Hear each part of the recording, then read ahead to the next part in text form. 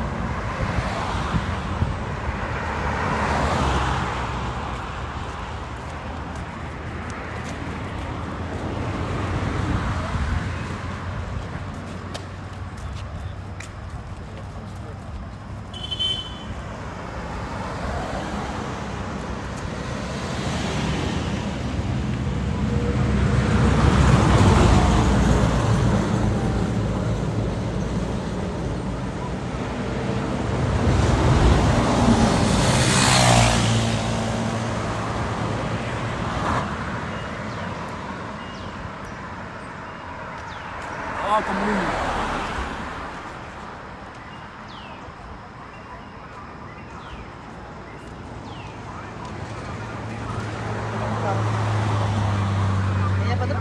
Atau hutan?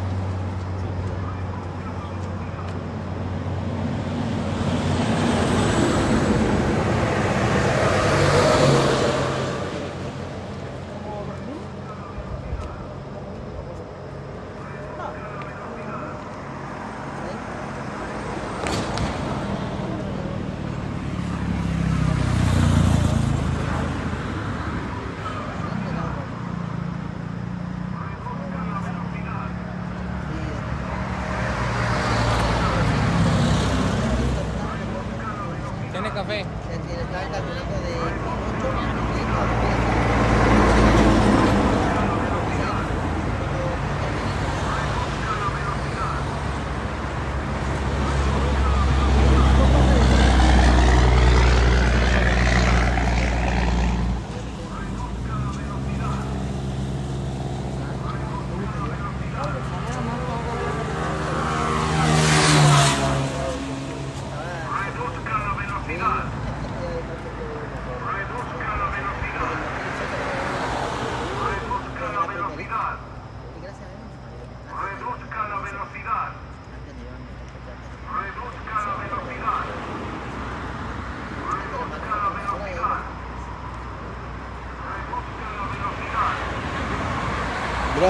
Mira. Acá.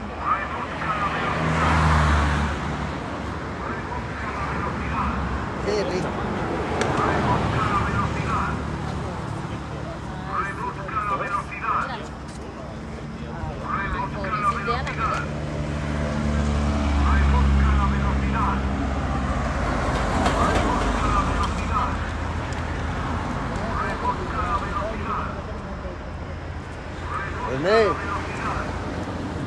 Van a querer tortas, hay sándwich, tortas. Tengo tortas. Van a comprar tortas, hay tortas. Tortas. Van a comprar tortas. Pasa por ahí pegadita, pues. Tortas.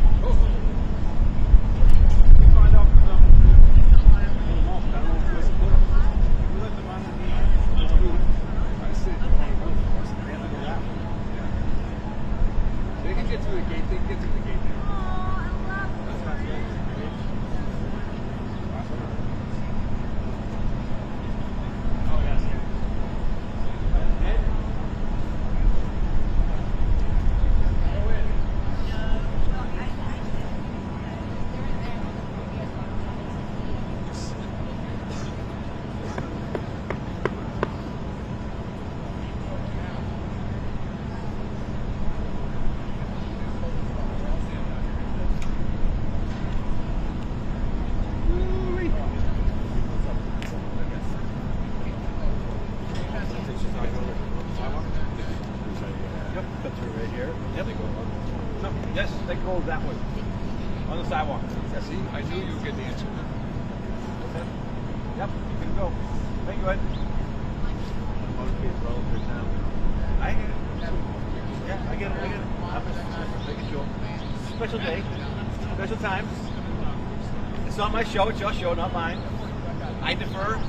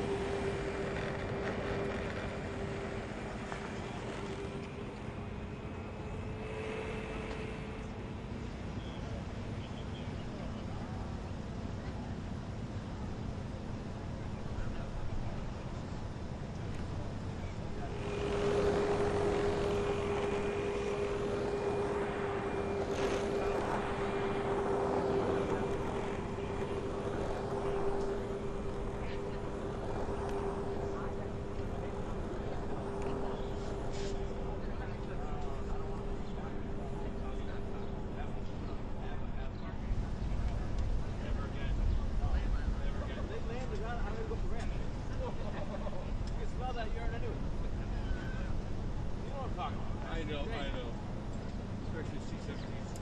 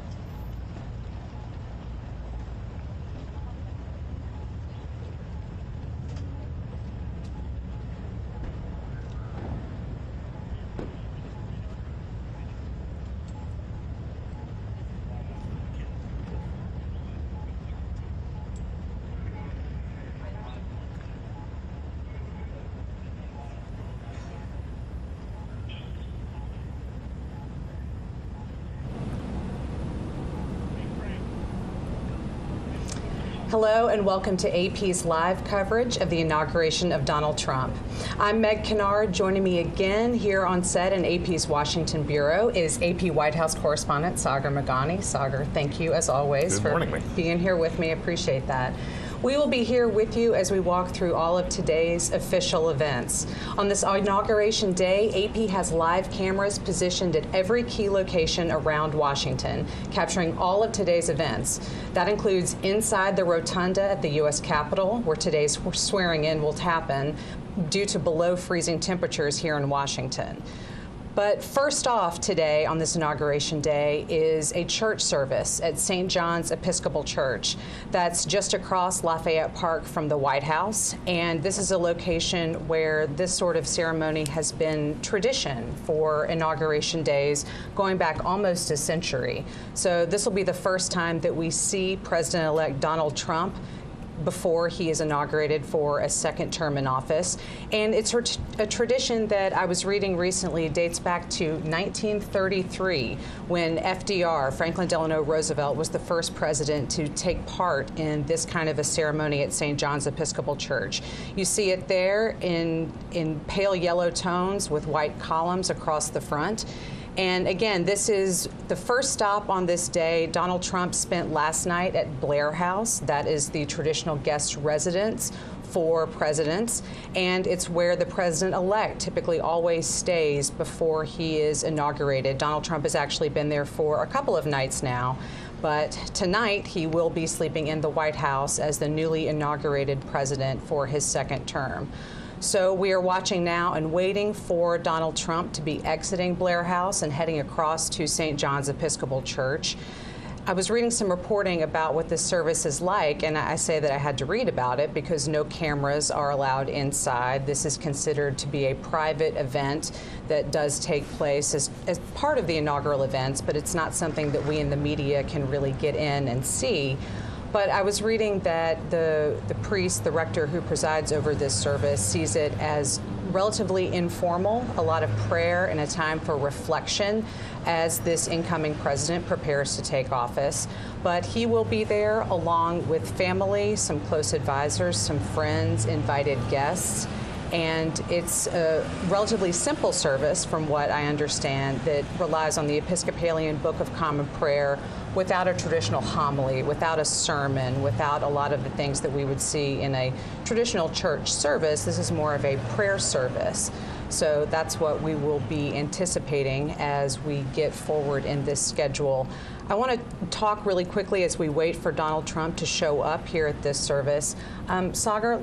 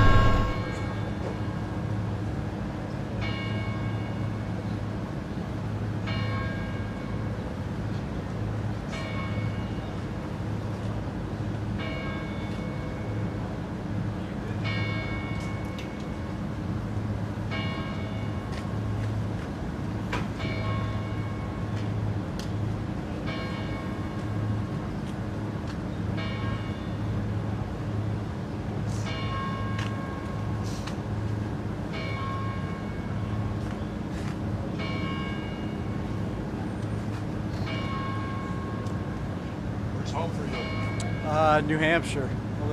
I work out of Boston now. What about you? Buffalo. Oh, you're also from Buffalo. Okay. Gotcha. That's cool. Yeah, it's my fifth. I got you beat. I'm rooting for your Bills the rest of the way. Who were you rooting beforehand? Well, I'm a Jets fan, so I don't root for anybody pretty much after Halloween. Usually football season's over by November. Is Rex Ryan coming back? No, I don't think so. I think they're going to try to get Aaron Glenn, which would be great. I liked it. You know, he was one of my favorite players when I was like in high school. So I don't know. Their organization's such a disaster.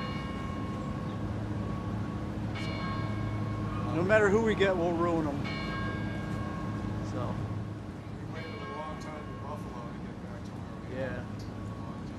Well, I always remember Buffalo, Thurman Thomas running all over the Jets.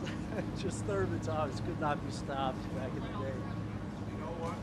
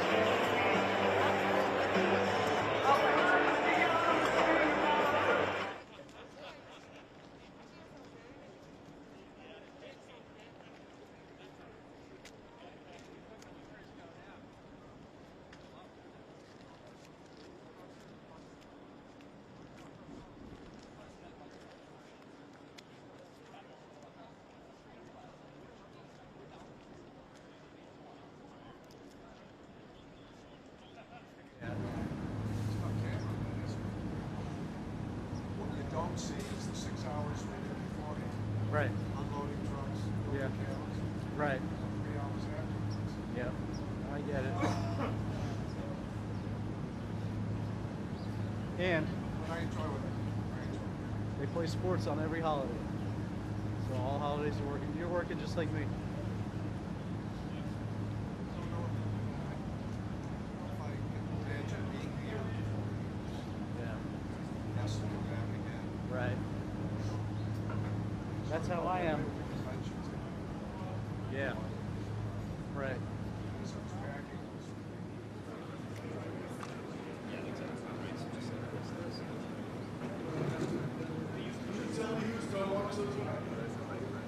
So for the reception, this will be the president and the first lady. And then when they do the four across, they'll step over. They should step over like this, but we'll see what they actually do. Correct, yep, sorry, yep. Dr. Biden for reception. So President-elect, when he arrives, then they will stand, he should stand here in the middle. President-elect will stand here left. Correct.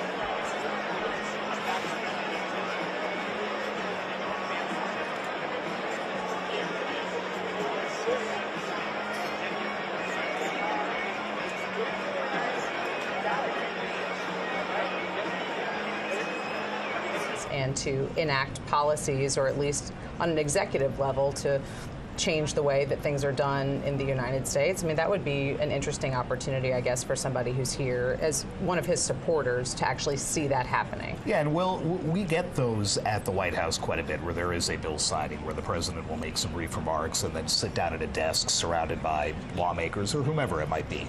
And you get to watch them sign it, and depending on how close the microphones get, you can actually hear the pen on the paper. With Trump, you could hear it very vividly because of that thick Sharpie that Right. he liked to use. But again, that's a chance that some of us in the White House press pool get the opportunity to be in the room to watch that happen. You don't usually get to see that with 20,000 people in a professional sports arena who might have been there for a concert or for a game. Now get to watch the President of the United States actually put his name on some official documentation. So that would no doubt be a thrill for those folks. Again, like so many things that we remember from that first administration, we just don't know exactly what it is Donald Trump's going to do until he actually does it. I guess we'll be kept in suspense along with the people there in Capitol One. We are still seeing pictures of the front of St. John's Episcopal Church. That, again, is where President-elect Donald Trump is participating in a morning church service before he heads over to the White House, which you also see. That, of course, will be his home for the next 4 years as President of the United States. But it's also where he will participate in a last get-together with current President Joe Biden and First Lady Jill Biden, as is tradition for outgoing and incoming presidents on Inauguration Day. So for now, we will leave you with these images, and we will be back shortly to walk through the rest of this Inauguration Day, which, as we have been noted, takes us all across Washington here in the District of Columbia and culminates back at the White House, which you see there on your screen, for the rest of then soon-to-be President Donald Trump's day in office, his first day back as President of the United States. So right now we're going to listen in to what is going on there outside St. John's Episcopal Church, and we will be back shortly to see where incoming President Donald Trump heads after this church service.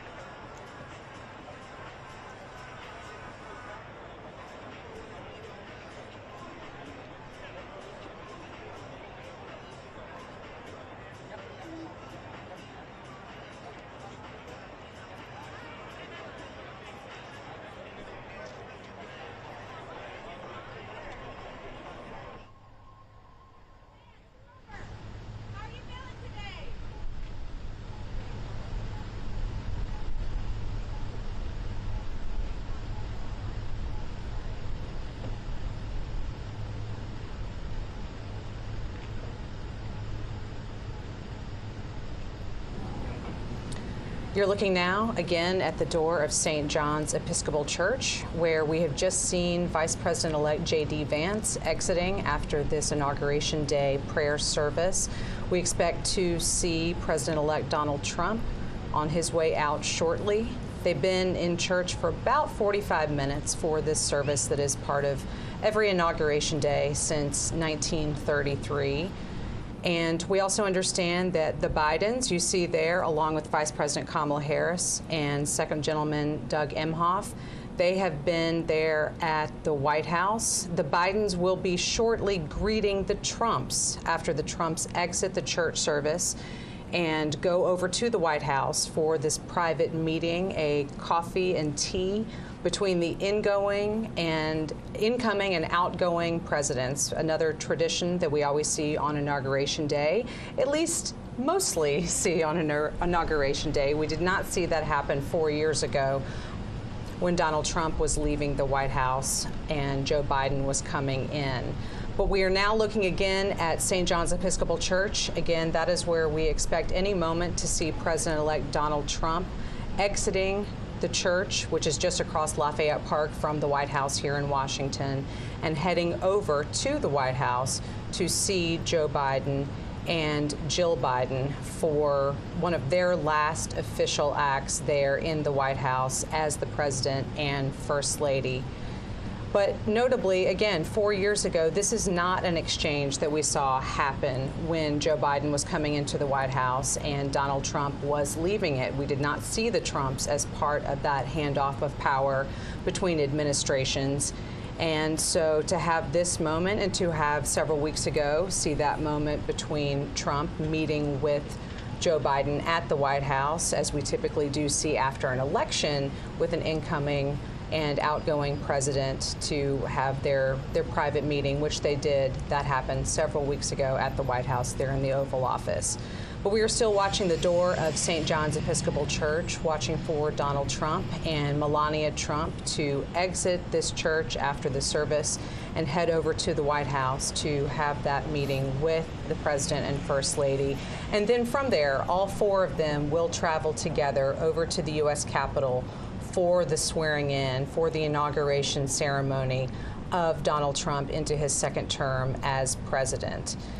And after that, we will see the Bidens leave Washington. We traditionally see a farewell, a formal goodbye of sorts occurring after that swearing in of the new president, where the outgoing president will bid them adieu, and then we will see the Bidens leaving Washington, heading out to Joint Base Andrews, and then onward from there to California.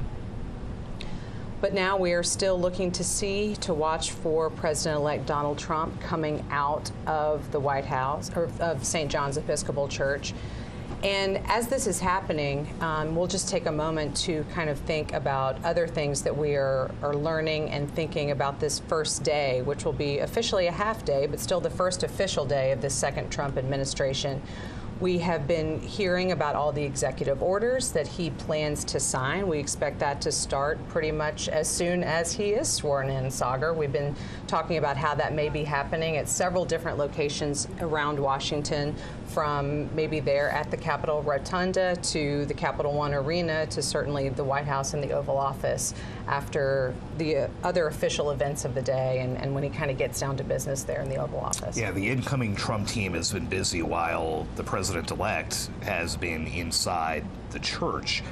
His team has been busy briefing reporters about what is going to come, and we understand that there will be a whole series of executive actions, as we previewed a little while ago, specifically about remaking immigration policy. That's something Donald Trump has made no secret of, that day one, literally within the first hours of reassuming the office, that was going to be a priority.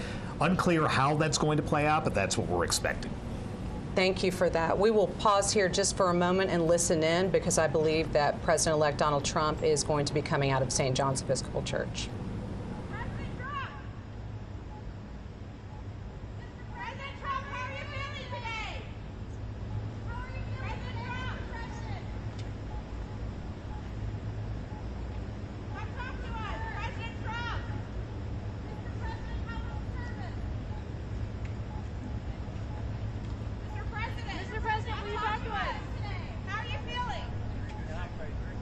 What do you think about the pardons? Mr. President, any response to the pardons? Mr. President, how is this different for you from 8 years ago?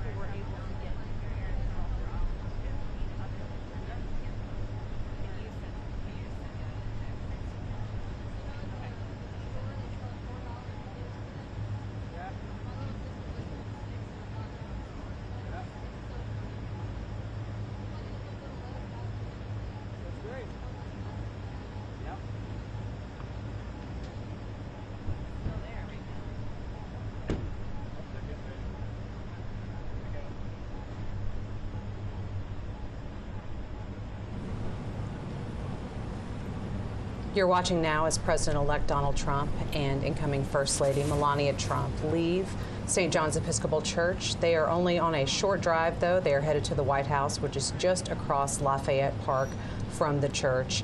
When they get to the White House, they will be greeted by President Joe Biden and First Lady Jill Biden, again for the traditional changeover of sorts, a coffee and tea gathering with the outgoing and incoming president and president's spouse.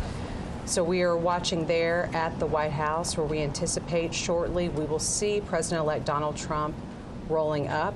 And again, the next time that he comes back to the White House after this gathering, he will be entering it as the President of the United States, not as President-elect.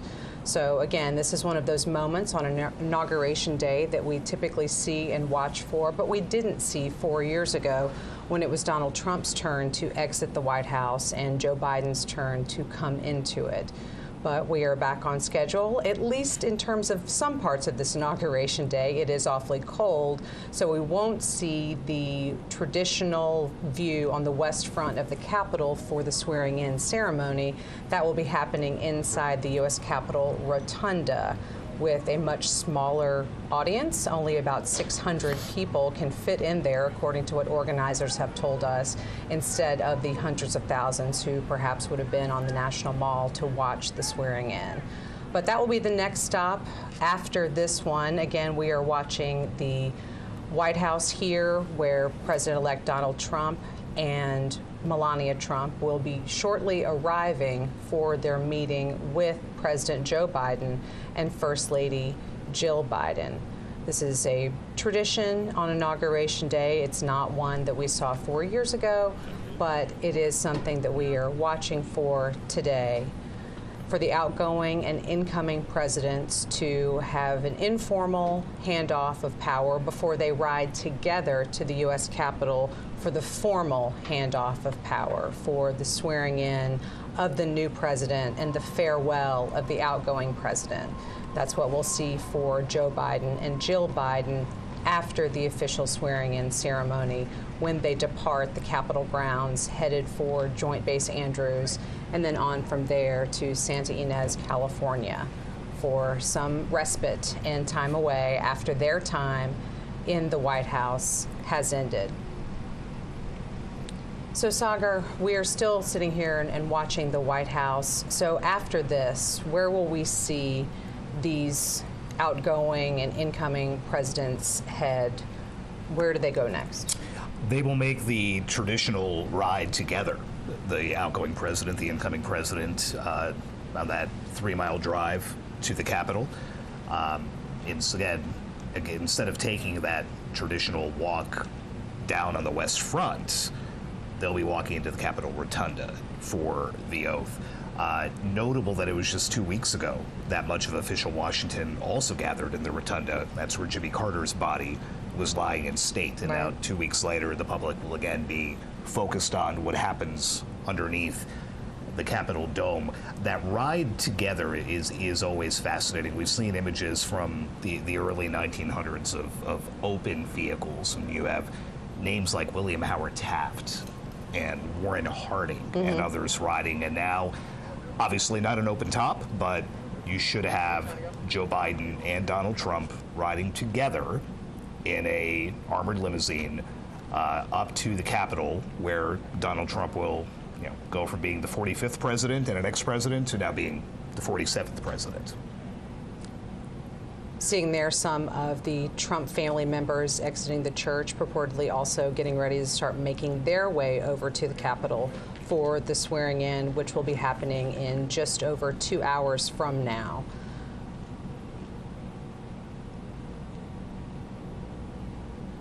Yes, Sagar, I've often wondered on that ride between the White House and the Capitol, what is the conversation like? Obviously, these two, it would be very interesting to know, but I mean, Donald Trump's been there before. He might not have any requests for tips, which another incoming president might have. I think the thought is, especially with this relationship and that fraught relationship Donald Trump has had publicly with his predecessors, that it would be contentious or that there would be nothing at all. But if you remember during Jimmy Carter's state funeral at the National Cathedral, Donald Trump and Barack Obama sat next to each other and were just looked like they were joking and laughing. Lots of conversation. And having fun. Would love to know what it is they were talking about, but they both looked very at ease and almost friendly. And we know that is not, again, at least publicly, the relationship that has been described. So is this going to be Joe Biden giving Donald Trump some final tidbits about the state of affairs? We're going to find out. All right, we see now images of the motorcade arriving at the White House. Not a very long drive, but especially not, I guess, when you're president-elect. A lot of streets do get shut down for you. But now we see the Vice President Kamala Harris and Second Gentleman Doug Emhoff standing there to receive official guests on their last day, also as part of the outgoing Biden and Harris administration. So let's listen in for a moment.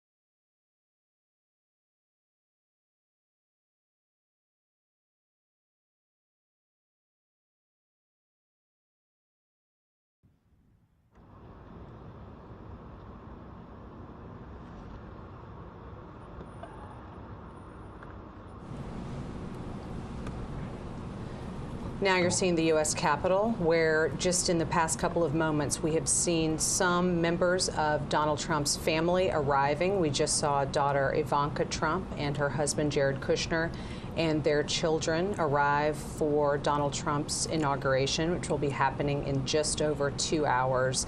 On your screen, you also see a helicopter. That will be Marine One. At least it's Marine One when the president is on board. I'm a little bit unclear exactly what it is called when a former president is on board. And that will be the case when we see Joe Biden and Jill Biden departing the Capitol after the swearing in of Donald Trump. Then he will be the former president. They will be leaving the Capitol grounds, headed to Joint Base Andrews, and flying on to California from there. So there's the shot of the U.S. Capitol, and now there's the Capital One Arena. Again, that is also a location here in Washington playing a role in part of our inauguration of the next president. That is where Donald Trump will be going after he is sworn in for an event that is standing in for what would have been the inaugural parade throughout Washington, but instead will now be kind of a new sort of event with some of the same parties taking place. We expect to see a lot of music. We also expect that Trump, who will then be the president, may sign some of those executive orders that he has promised he will be enacting today as among his first official acts on becoming president for a second term. So there is also another shot of the U.S. Capitol down Pennsylvania Avenue. That is the traditional parade route where we would have anticipated seeing Donald Trump travel between the Capitol and the White House. He may be driving along that route, but it won't be lined with the tens of thousands of people who ordinarily would have been out there to see him make that very traditional inaugural trip. It is very cold, so officials have told people to stay inside to observe these official proceedings from elsewhere and not gather in large numbers outside. Here in Washington, it is currently about 24 degrees, and it is not anticipated to be much warmer than that at noon, which is when Donald Trump will officially be the next president of the United States. We are still waiting on the Trumps to arrive here at the White House for their tea and coffee private gathering with President Joe Biden and Jill Biden. But we will continue to watch for Donald Trump and Melania Trump to make that trip over to the White House, their last, before they officially become president and first lady.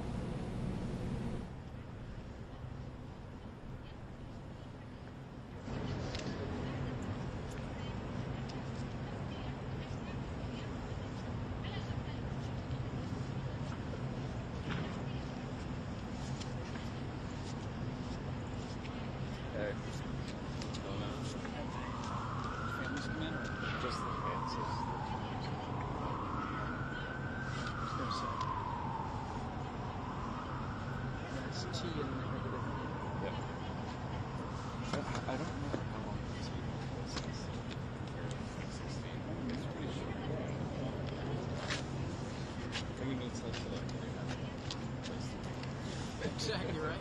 They do. So yeah, 20 minutes worth of tea and snacks and then on the go. Yeah, well, that's going to be on the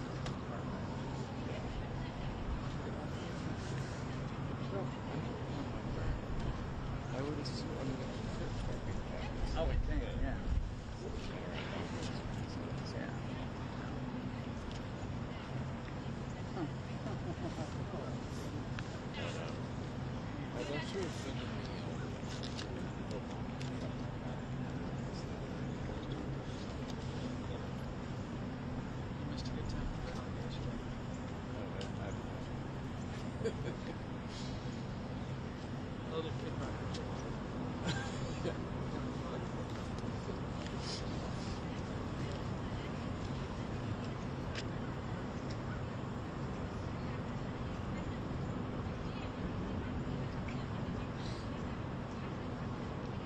Sure.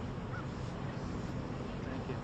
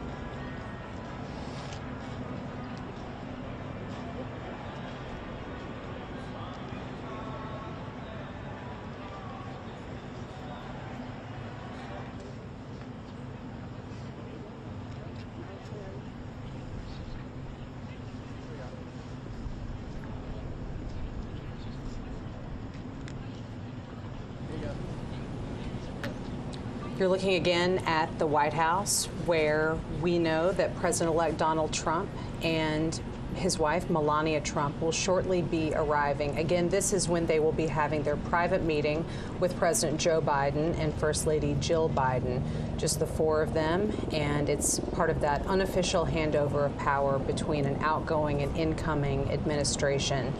It's not something that we saw happening 4 years ago when Donald Trump was leaving the White House and Joe Biden was coming into it, but it is something that we anticipate seeing today. As we wait for them to roll up, one important note to point out is we did see Vice President Kamala Harris and her husband, Second Gentleman Doug Emhoff, welcome incoming Vice President J.D. Vance and his wife, Usha Vance, just moments ago when they entered the White House. And that's interesting because typically the outgoing vice president will invite the incoming vice president to get together ahead of today. We didn't see that happen between Kamala Harris and J.D. Vance, but we did in this hour just a little while ago see her welcoming him there at the White House, where purportedly they are doing something similar. They're taking a look at President Joe Biden and First Lady Jill Biden as they await President-elect Donald Trump. There he is, coming up to greet them for this private meeting. Let's listen in as Donald Trump and Melania Trump arrive at the White House.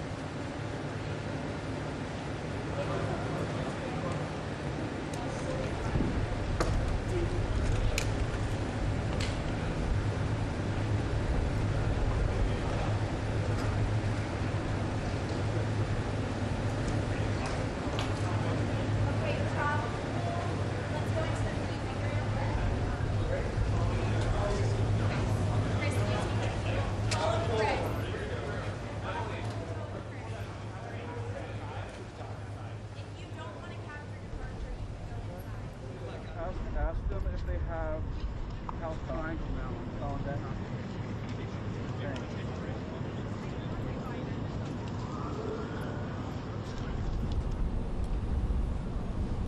You're seeing there again a shot of the White House where President Joe Biden and First Lady Jill Biden have just welcomed the Trumps, Donald Trump and Melania Trump, in for their private gathering. On the left, though, you see the Capitol, as well as the helicopter that will take the Bidens away from Washington as the former president and former First Lady in just a couple of hours from now. And this may be a good opportunity for us, Sagar, to kind of talk a little bit about Joe Biden's final actions as president. This is the last day that he will be the current president of the United States. But it has been a pretty active day in terms of official things that he can do in the final hours of his administration. So let's talk a little bit about what are some of those things that we have seen coming out of the Biden White House in these last moments. The thing that has gotten the most attention that happened, let's see, about two and a half hours ago now, a lot of pardons and commutations from the president in previous days. Some very big names being preemptively pardoned this morning. The president has issued pardons to Dr. Anthony Fauci, the former head of infectious disease research for the United States, General Mark Milley, the former chairman of the Joint Chiefs of Staff, and the members of the House panel that investigated the January 6th attacks. This is after Trump had basically throughout his campaign vowed retribution against those that he perceived tried to hurt him, tried to hurt the nation. He has long gone after General Milley, whom, again, he handpicked as his senior military advisor to be in charge of America's military. Long at odds with Anthony Fauci over the handling of the COVID-19 pandemic. And then, of course, the January 6th riot, where the president-elect has already said he wants to pardon the rioters. President Biden has now preemptively moved to shield those officials from anything that might happen. He says this is not an admission of guilt or wrongdoing or a thought that they may face prosecution, but I couldn't not do something about this. Both General Milley and Dr. Fauci have come out and said that they appreciate it, that they did not want to have to fight back against what someone, in this case Donald Trump, perceived as some type of slight. Tony Fauci flat says, I have not committed any crimes. I have spent my entire career trying to keep the American people healthy, but I appreciate the president's move. So this is something that had been discussed within the White House for months now. Is the president going to preemptively move to keep these folks out of harm's way, for lack of a better phrase? And that's exactly what he did this morning. It's an extraordinary use of presidential authority and could set the tone for Trump and others to then take actions like this immediately before they leave office. Right. It's a large action to take, but also literally into closing hours of an administration. I guess, I mean, there's less time for it to be analyzed while that presidency is still ongoing, because the news cycle will move on necessarily to this next administration. I'm not attempting to analyze exactly why the timing was put like that, but it is something that those of us who cover this have been wondering for a long time. Is this going to happen? And now that it finally has happened in these very closing hours. It is customary for citizens who've been, in the president's case, convicted of drug crimes and things to receive clemency, but to do it in this kind of untested way with this type of name, Tony Fauci, Mark Milley, Benny Thompson, Liz Cheney, right down the row, incredibly unusual. And, as we talk about the peaceful transfer of power and, they smiled and shook hands at the White House, and what are they going to chat about in the limousine? This is directly from President Biden to his successor, hey, you said you're going to do this? I'm not going to let you do it. So here you go. Hours before you have the office, it's still my job. I can do whatever I want. Just pretty stark to see it come out this morning. Certainly. And then again, that limo ride between where they are right now, you see on your screen in the White House, to where you see on the left-hand side, the U.S. Capitol building. That is something I would love to be a fly on the wall just to hear what is discussed and what goes on in that conversation. You're seeing now other images of Washington. On the left-hand side, the U.S. Capitol down Pennsylvania Avenue, that traditional parade route where we expect Donald Trump to be traveling, but perhaps not officially in the parade that ordinarily would take place on an inauguration. That all has been called off and rescheduled to an event you see on the right-hand side in the Capital One Arena here in Washington, where there will be, it's still being called a parade, but we're not exactly sure that it will have the same sort of format, certainly not the marching down Pennsylvania Avenue, but that's where Donald Trump will be going after he is sworn in as president here in just a few hours. And we expect also to see him sign some of those executive orders that Sagar and I have been talking about, some actions that he can take as president and has promised to do, and said right there in Capital One Arena last night that he felt his supporters would be very pleased with the type of executive orders that he would be signing today. So we will keep an eye on all of those spots, but right now, the Trumps and the Bidens continue their coffee and tea private gathering there in the White House on the upper right part of your screen.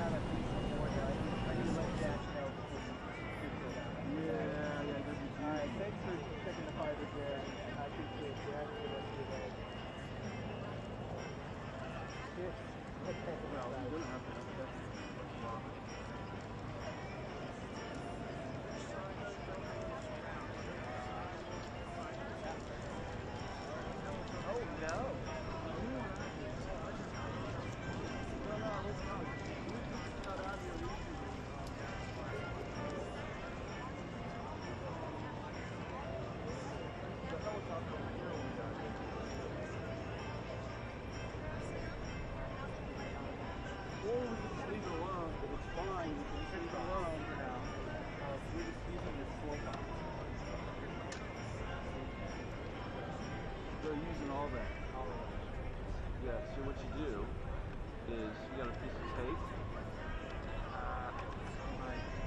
Okay, I have zip ties. Hold that there. I got actually we can do here we go. This will be the trick.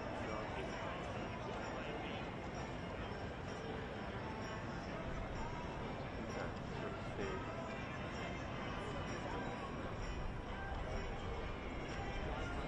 Alright, you look coming straight out. Not like pinching off to the side or some shit like that. Okay, so you should be pretty good. You got some slack there. You're all good. Move this up close to your breathing. You can see this okay. I would have just a little bit. Huh? So I can bring it down a little bit. Not too far down. Yep. So this is the good.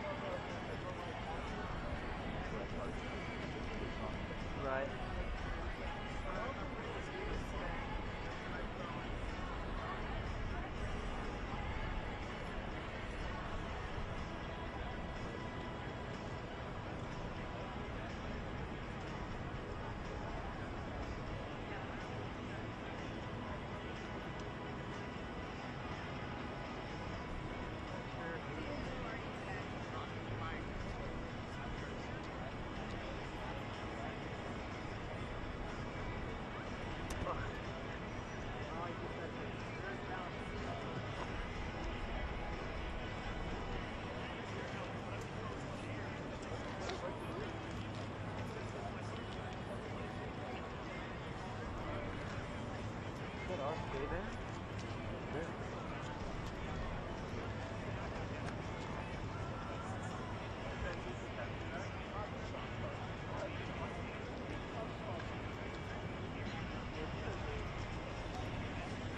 Oh wow, really?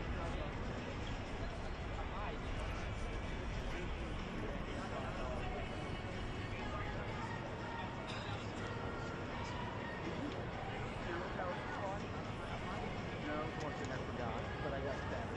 Okay, sounds good. You got my picture right now. Where are they? Some of these other family members.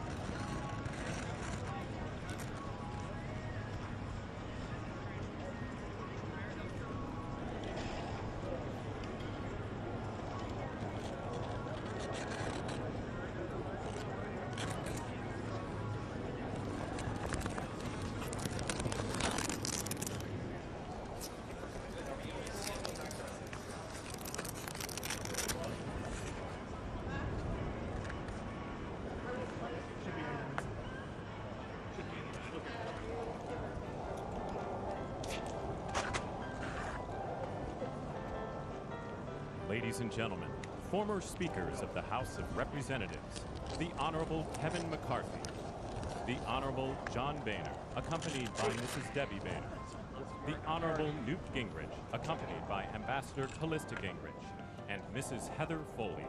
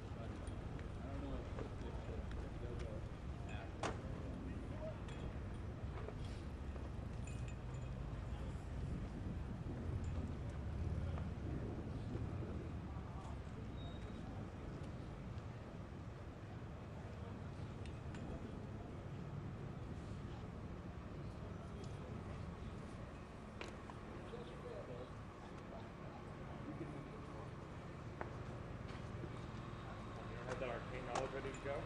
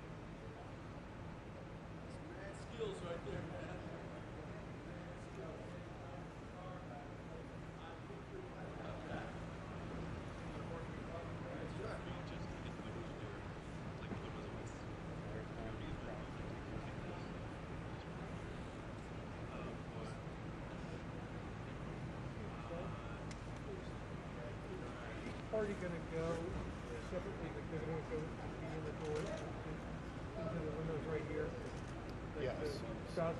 Spouses will go first. The second spouses will go first. Okay, so everybody will go in right here. Everybody's going to go, yeah, one car at a time. They'll fill up, leave, the next one comes up. Okay. Not yet.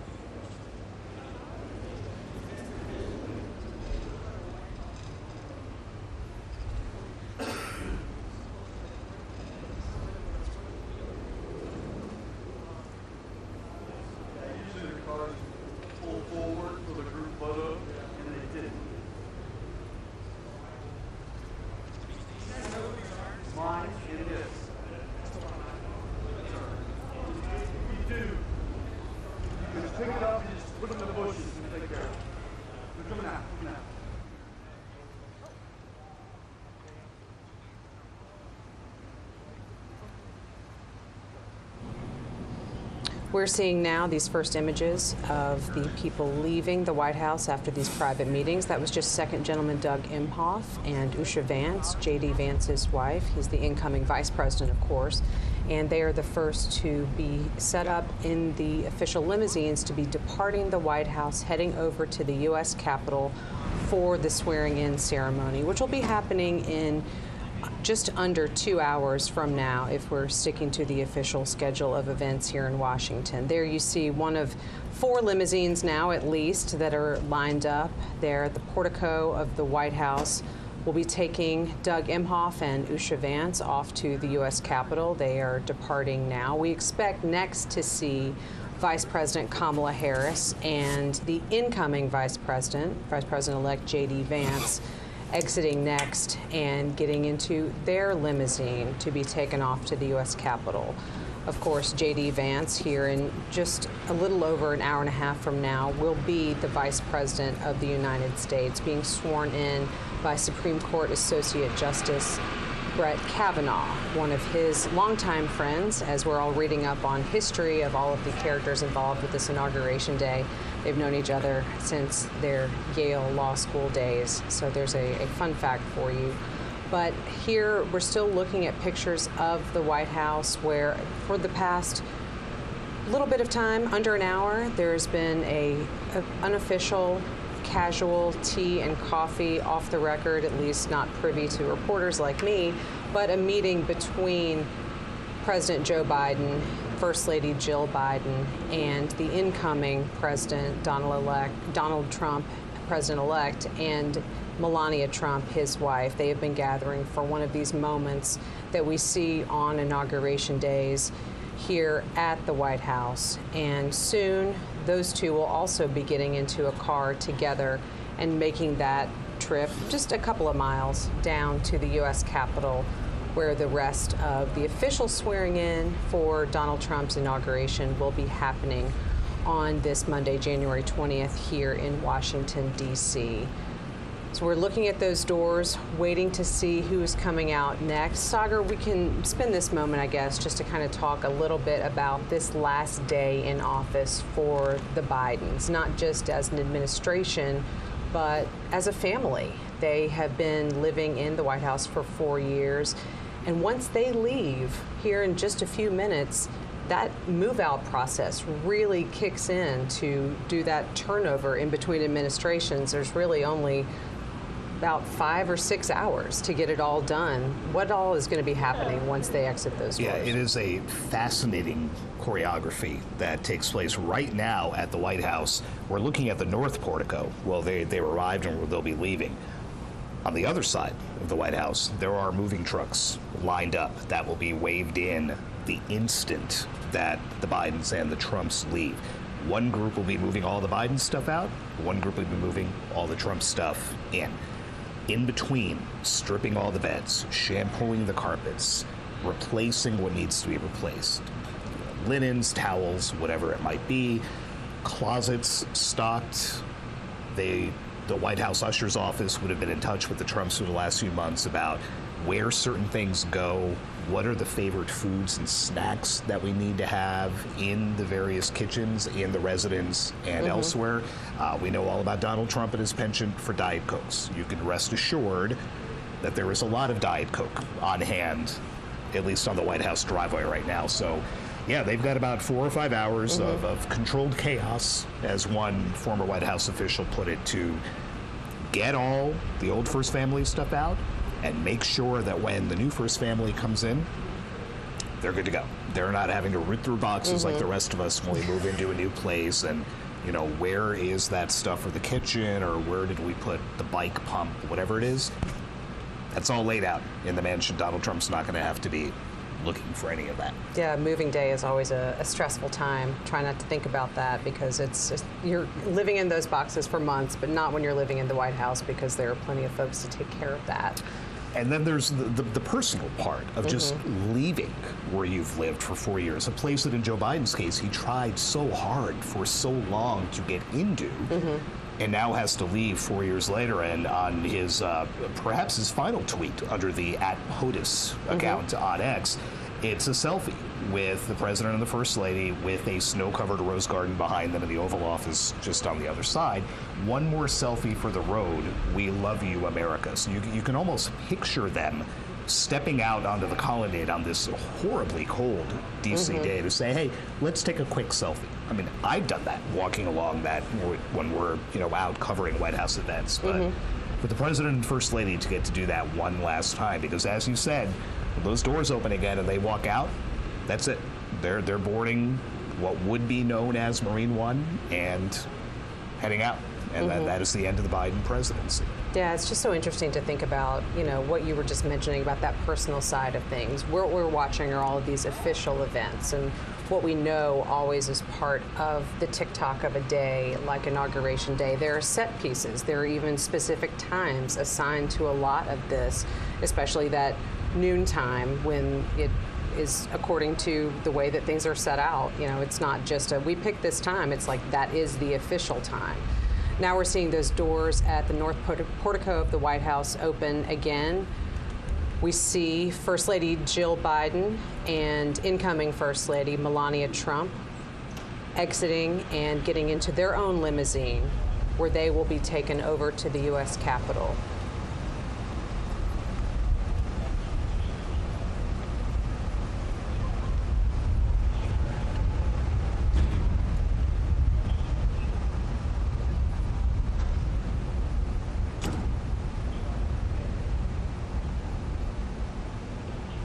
As we think about these situations, Sagar, we have talked a little bit about the outgoing president and the incoming president and kind of what they might share in casual conversation. But this is also a first lady who's been here before. Melania Trump has been in the White House and has occupied that role. And I wonder she's at the end of this next term, she will have been first lady for longer than Jill Biden was. She will have more experience, but I just wonder what their conversations are like too, in terms of what they hope to accomplish or what Melania is thinking about in this next 4 years. And Melania recently told Fox that it's easier this time around. She's lived there. She knows what the space is like. She knows what they want. She knows which furniture they want to bring in. The incoming first family gets to redecorate the residence with things pulled from White House stocks and bring things from home that are sentimental or what have you. And she said, since we've been here, and I know what it looks like, we were kind of coming in blind last time, although Michelle Obama did invite her into the residence and gave her the tour 8 years ago. Again, a courtesy that Melania Trump did not extend Jill Biden 4 years ago. But she didn't need that this time. And in fact, she skipped Donald Trump's visit here after the election. She knew what it was about, and she knew what she was getting into, and she seemed visibly more comfortable in this interview with the prospect of, moving away from Trump Tower and moving away from these big gilded residences that they have in Florida and elsewhere, and moving into the White House. And taking pains to note that Barron Trump will have a bedroom in the White House for when he comes home to visit from college. He's not the little kid he was during the first Trump administration. He's now about, I think, taller than his father. Now it's a little bit jarring to see, frankly. He has definitely grown up and attending colleges in New York City. Now we see Vice President Kamala Harris and incoming Vice President J.D. Vance making their exit. Let's listen in as they depart for the U.S. Capitol.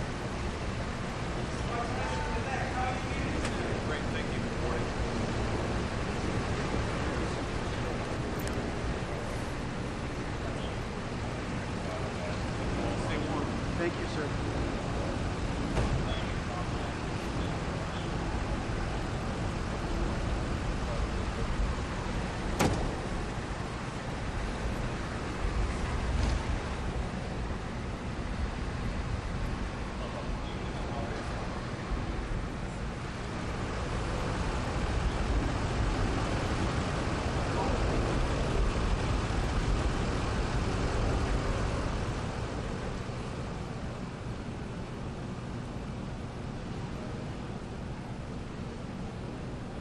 So there's just one pair left in terms of who we anticipate to be departing the White House and heading to the U.S. Capitol. That will be President Joe Biden and President-elect Donald Trump. who will be getting into what you see there, that limousine that's pulling up here at the north portico of the White House to take them to the U.S. Capitol for Donald Trump's second inauguration. President Biden confirmed as President-elect Trump arrived this morning that he did, in fact, continue a tradition dating back to Ronald Reagan, now in 1989, of leaving his successor a handwritten note inside the Oval Office. There had been a little bit of question about whether that was going to happen. Donald Trump left Joe Biden a note. Remember, he did not concede the race, still has not conceded it, but he did leave Joe Biden a note. President Biden has refused to divulge what was in that, except he called it shockingly gracious. And Trump himself said that he spent a few days mulling over what to put in it. So President Biden's not saying what is in the note, but he is now the first president to receive a note from the person for whom he then had to write a note. We're full of presidential history and tidbits today, and that's absolutely. It's just one of those circumstances. That's another one that wasn't on the list for this morning, but there it is. Thank you for that. I guess I'm just a nerd, but I do really enjoy learning more about this presidential history. And this is one of those days where we all kind of get good reminders of a lot of different inauguration-related tidbits, particularly. So much rich history here. We would note that when the Trumps arrived, President Biden made it a point to say welcome home to Donald Trump as they approach. So I think the facial expressions will tell us something when they walk out those doors. A lot of smiles and handshakes on the way in, and now the reality of making that final walk out that door and that trip to Capitol Hill. It is kind of interesting to think about this in the context of what we just saw a few weeks ago with former President Jimmy Carter's funeral, where we had the current president and several former presidents and their wives in attendance, seated together, greeting each other kind of backstage before they all came out.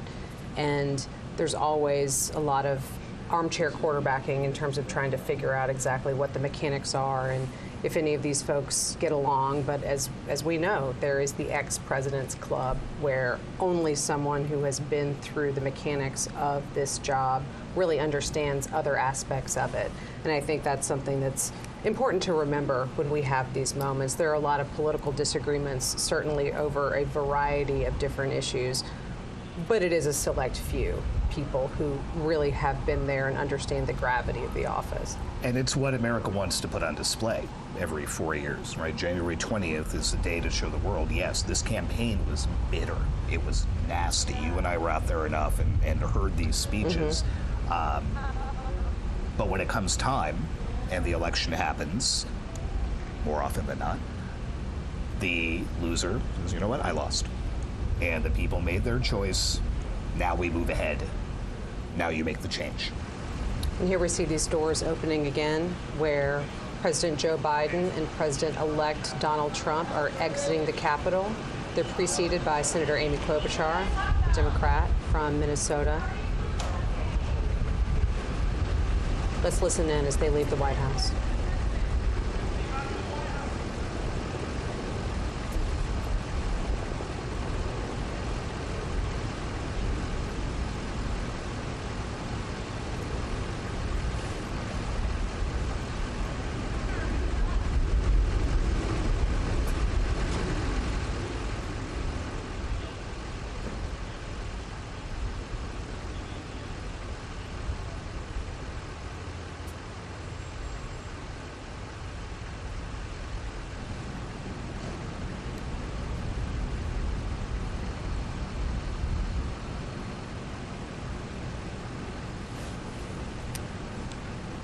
We're seeing Joe Biden and Donald Trump pulling away from the White House. Again, this is Joe Biden's last time exiting the White House as the President of the United States, and the last time that Donald Trump will make that same trip until he is president later on this afternoon. They're making their way over to the U.S. Capitol now, and as they make that relatively short trip, Sagar, I thought we could talk a little bit about some inauguration history. Clearly, America has been swearing presidents into office since 1789, but it hasn't always happened in Washington. Where was George Washington first sworn in? Yeah, where did that take place? It didn't happen until 1801 here in Washington, because in 1789, New York City was the U.S. capital. So George Washington had to go all the way from Mount Vernon in Virginia, get all the way up to New York City in bad weather. And so the swearing in didn't happen until, well, it then used to be March 4th was the date. It didn't happen until April 30th. And so George Washington took the oath of office there. "I walk on untrodden ground" was one of the lines that he uttered. 4 years later, he took it in Philadelphia, which, again, at the time was the capital. It wasn't until Thomas Jefferson that the first oath was taken here. It has been taken here every time since, whether that was in the Capitol, whether the oath was in the White House, like Ronald Reagan was forced to take it 40 years ago. You have had the exceptions due to tragedy. You had Lyndon Johnson take the oath aboard Air Force One on the tarmac at Love Field in Dallas after John F. Kennedy was assassinated. Calvin Coolidge, the vice president, was at his family farm in Vermont. No running water, no power. Warren Harding dies. A courier had to be sent to the Coolidge farm to tell the vice president that he was now the president. His father was a notary public. Oh, convenient. And standing in the family farmhouse with a kerosene lamp, gave his son the oath of office. Calvin Coolidge, of course, returned to Washington to then do that. But it's taken a few different forms over the years, but the oath stays the same. For now on, the date stays the same. And everything else is just kind of part of the fabric of Washington. That's fascinating. We're seeing the motorcade now make that turn onto Pennsylvania Avenue as they proceed from the White House down to the U.S. Capitol. At the Capitol, we've seen various dignitaries making their way into the rotunda. We've had former speakers of the U.S. House and others who are getting into what is a relatively small space, all things considered, for an entire swearing-in ceremony to be happening. Ordinarily, we'd be out on the west front of the U.S. Capitol, but due to weather, everything is moved inside the Capitol Rotunda, where there are a number of seats arranged, but there's really only space for a small fraction of who would ordinarily be watching this all take place out of doors on the west front of the Capitol.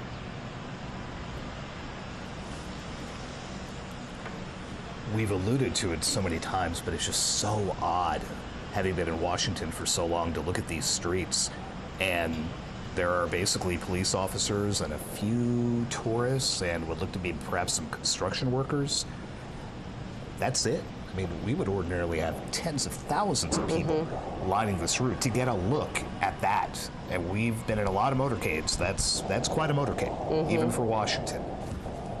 You know, with that look, heading up toward the United States Capitol, decked out in flags, and you can see those flags lining the street to give you a sense of just how cold it is here in Washington. That's the wind whipping those flags. And we saw the wind so intense there at the White House on the North Portico that I saw one of the flags kind of knock one of the Marines' caps backwards when they were holding the doors open for everyone. And it is extremely cold, but also blustery out there. So I'm glad you and I are inside. Yeah, I think we've spent enough time outside for these events to appreciate being inside. But again, that's what has upended years of planning, and kind of sent the district into a bit of a tailspin, trying to figure out security and again the ticketing at Capital One Arena. 250,000 people had tickets to watch this happen from the Capitol grounds. That arena sits 20,000. The math is not very good. No, and all those tickets now are considered to be commemorative tickets because they didn't get you access to the Capital One Arena if you had one of those Capitol tickets initially. And I'm sure there are a lot of disappointed people who had come to town hoping to get that viewpoint, but there is the event at Capital One Arena. I'm sure that there are a lot of places around Washington where folks have gathered to watch what is history. Regardless of party, it is still a historic moment to watch a new president taking the oath and it will look different. I mean, this hasn't happened from inside the rotunda in 40 years, so a lot of people who would have been paying attention to all the coverage today maybe weren't so much 40 years ago. So that it'll look different, but it's still part of history. As we said, 600 people fit inside the rotunda. So, for example, the only former lawmakers that have been allowed inside, physically allowed inside the rotunda, are 3 former Republican House speakers. Newt Gingrich is there, John Boehner is there, Kevin McCarthy, not a good Trump ally, but he is there. And the House came into session this morning, quickly recessed so that members could make their way over, but that traditional roster of so many folks is not going to be in place this time.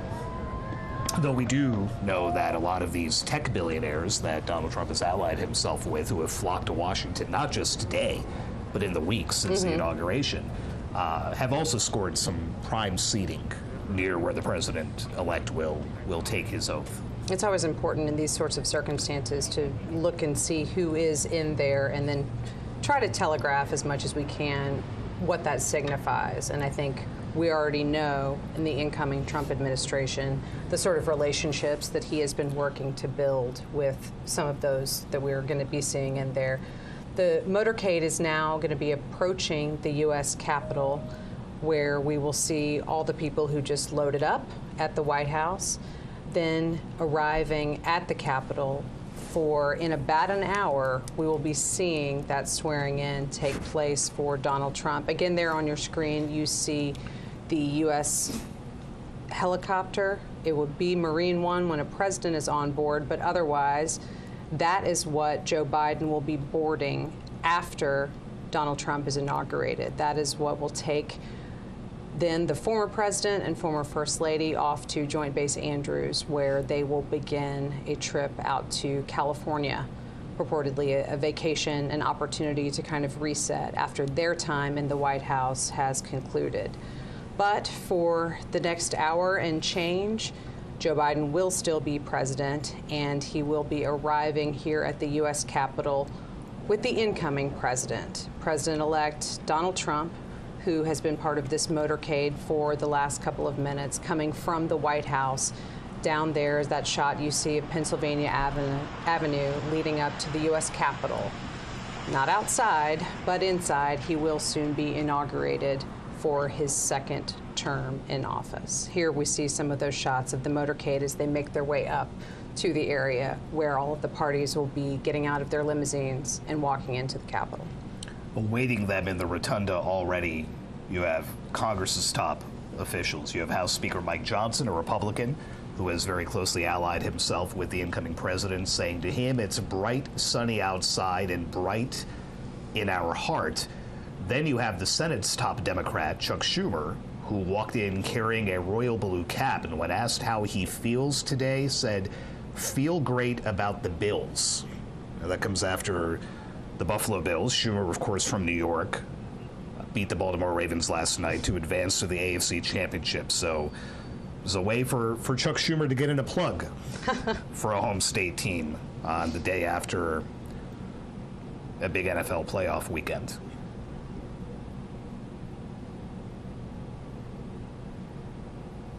We see these arrivals starting to happen there at the U.S. Capitol.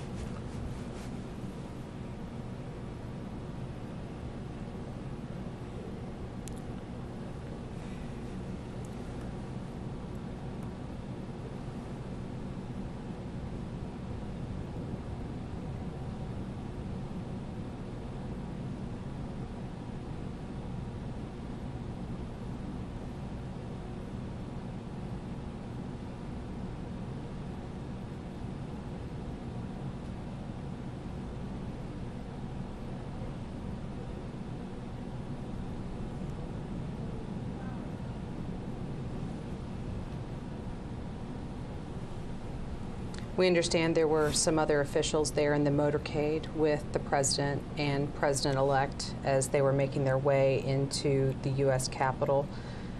Amy Klobuchar, the senator, as we just referenced earlier, but also some other elected officials, including Deb Fischer of Nebraska, And then also House lawmakers, Steve Scalise, Representative Hakeem Jeffries, and other White House staff and officials accompanying the President, First Lady, incoming President and First Lady, and then of course Vice President Kamala Harris, her husband, and J.D. Vance and his wife.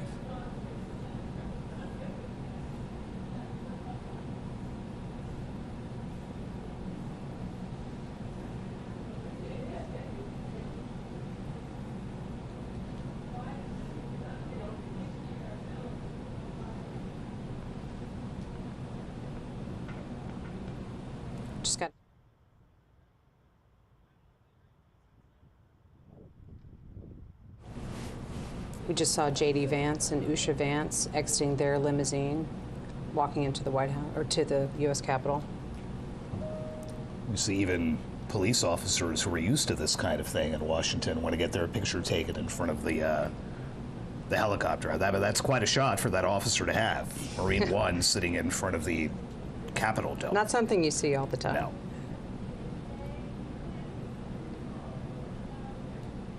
And you would note the flags.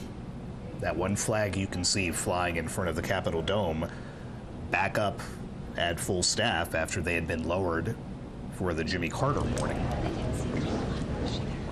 We see now people from that motorcade have been making their way into the Capitol. That includes President-elect Donald Trump. We're looking now inside the Capitol Rotunda. There you see Elon Musk, one of those businessmen who are invited to be part of this very small, relatively speaking, swearing-in ceremony. There's Melania Trump.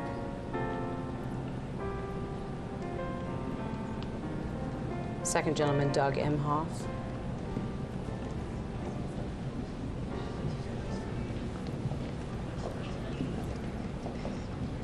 Good morning, Mr. Vice President. How do you feel?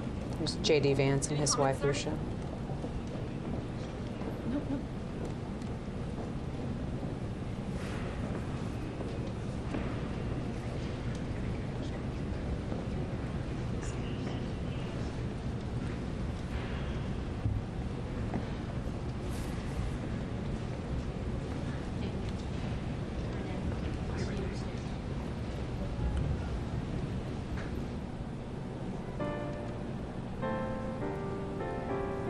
And we talked about this Capitol Rotunda really not having a lot of extra space, Sagar, for even those former lawmakers that we would usually anticipate being there for an event like this. But when we see these images and really just kind of note how close together everyone is, there is just not extra room to get maybe even one or two more people aside from what they've been able to plan for. It's a different kind of situation, but shoulder to shoulder. Yeah, and you pretty can much. see in the front in that shot the current members of the Senate kind of crammed together. You had Mark Warner, a Democrat from Virginia, next to John Barrasso, a Republican from Wyoming, who was next to Dick Durbin, the #2 Senate Democrat from Illinois, all kind of clustered very close together here.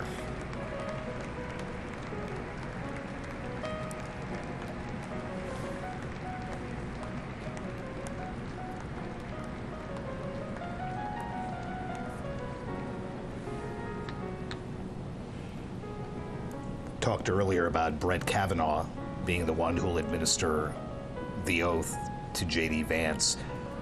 Vance is only 40. Be not the youngest vice president, but one of them. There was a 36-year-old vice president, but that was back in James Buchanan's administration in the late 50s. But there have been others in their 40s, Al Gore, Teddy Roosevelt, but breaking with a bit of precedent here. A fairly young J.D. Vance set to take the oath of office, followed, of course, by the oldest man to take the oath as president in Donald Trump. We're seeing now some members of the incoming Trump administration walking into the rotunda. Clearly, those confirmation hearings for a number of positions have been ongoing in the Senate for At least a week, a little over, and we anticipate those to resume again tomorrow. There have not been official votes, but there will be some more open hearings as well as some business meetings and markups of some of the committee work before a lot of those nominations proceed to the full Senate for their vote. You had Kevin Hassett, who was looking to come back as the Trump White House's top economist after serving in that role in the first Trump administration. Tulsi Gabbard, who would be the national intelligence chief, Pam Bondi, Doug Burgum, all lined up there to watch the man they hope is their boss to be taking the oath.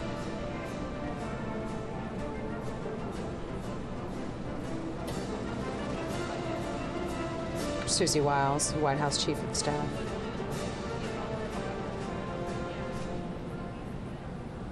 It used to be fun at these outdoor events on the West Front to look around it again. You'd see the justices of the Supreme Court sitting together. You'd see the Joint Chiefs, the nation's top military officers, sitting together and taking a look out at the crowd. In fact, we just got a look at General C.Q. Brown, who is the now outgoing chairman of the Joint Chiefs of Staff, the nation's top military officer.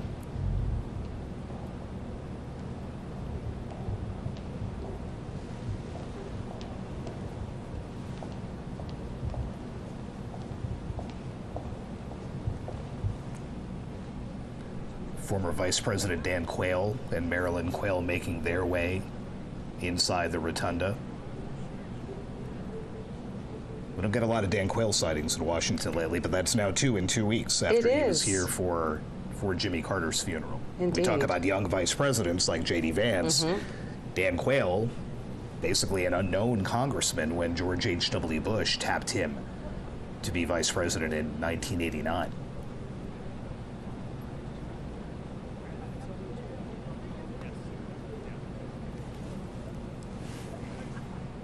It is rare to get all of these officials together in the same space, but I think there have been a lot of remarks lately about how that does happen at inaugurations and funerals, and we have had 2 of those at close proximity here in Washington in recent weeks.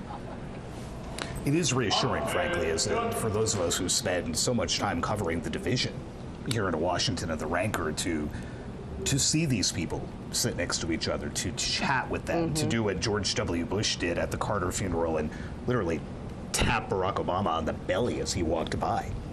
Former Vice President Mike Pence coming in.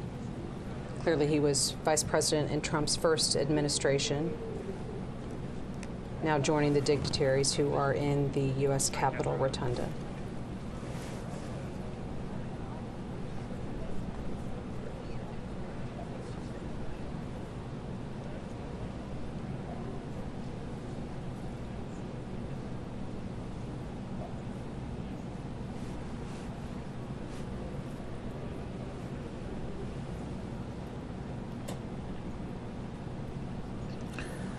To see a lot of Elon Musk today. He will be speaking at the parade of sorts inside Capital One Arena later today. Has been almost a constant by the president-elect's side since the last time you and I were in this room in November for the election. And up until then, he had stumped so heavily for Trump on the campaign trail, particularly in Pennsylvania, which was one of those major areas of focus. But yes, was part of the events at Capital One Arena last night with his son X, who actually joined him on stage with Donald Trump and didn't make his own remarks, but certainly was part of his father's remarks. But now we see Musk there again in the Capitol Rotunda and will be the incoming head of the Department of Government Efficiency, not an official government agency, but intended to cut costs throughout the government, something that Donald Trump has asked Elon Musk to be in charge of. So we will see what that agency or what that department accomplishes. A new agency to cut back on the other agencies. With Vivek Ramaswamy, who we saw earlier, he's there somewhere. There's nowhere really to hide in the rotunda. There's only No, so we'll much see room. him. We'll see him pop back up. Not a lot of space.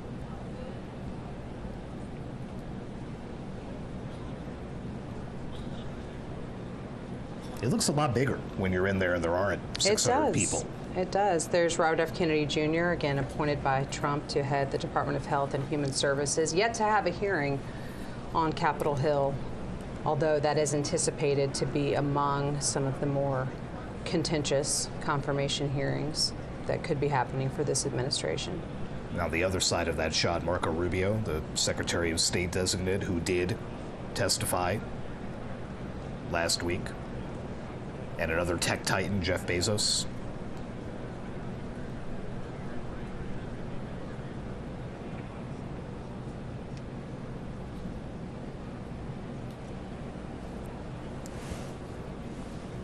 We talked earlier about what's in the Constitution about the inauguration. There's nothing about a parade, there's nothing about balls, there's nothing about how you get to and from the Capitol.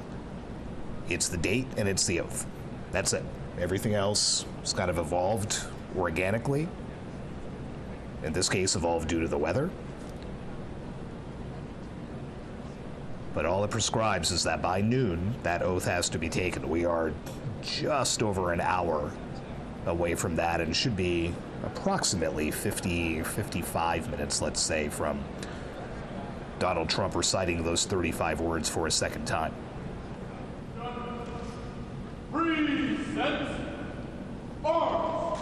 Former President Bill Clinton and former First Lady and Secretary of State Hillary Clinton coming into the rotunda.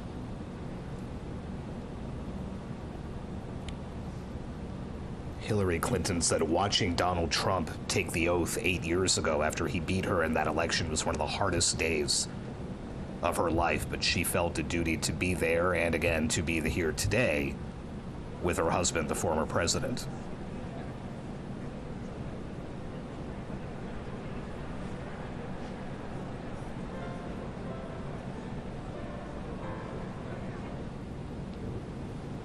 Former President George W. Bush and First Lady Laura Bush.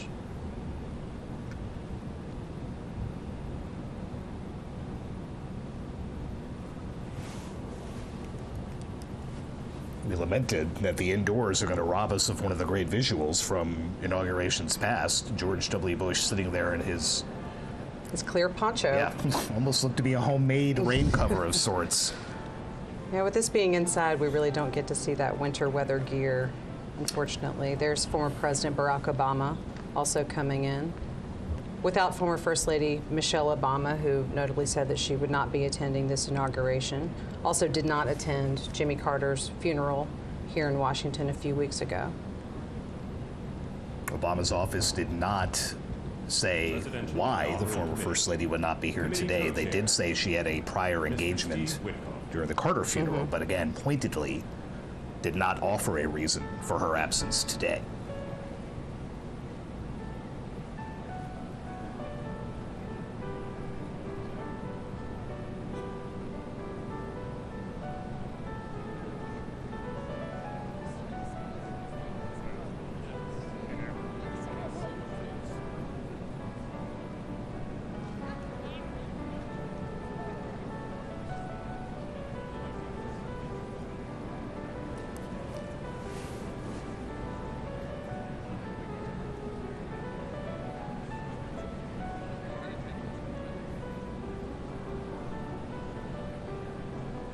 We're still taking a look inside the Capitol Rotunda there on the left-hand side, but on the right, that is again the Capital One Arena, where Donald Trump, after he is inaugurated, will be making his way in what would be the inaugural parade, is now subbed in for an indoor event there at Capital One Arena here in Washington. People have been gathering there for hours, and they will be still waiting for some hours before the new president arrives. But these are a lot of his strong supporters, and assuredly they will still be there by the time he shows up. And as they watched the images from the rotunda on the big screen inside the arena, some boos as Mike Pence walked in, and then a lot more boos as Bill and Hillary Clinton were shown on there. Ladies and gentlemen, at this time, please take your seats.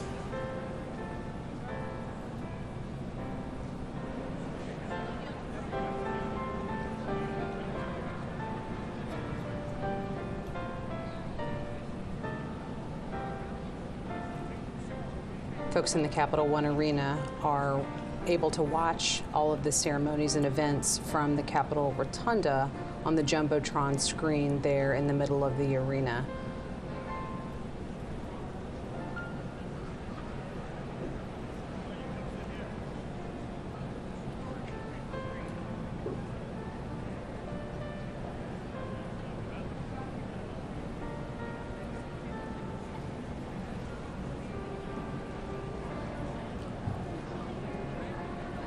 Ladies and gentlemen, at this time, please be seated.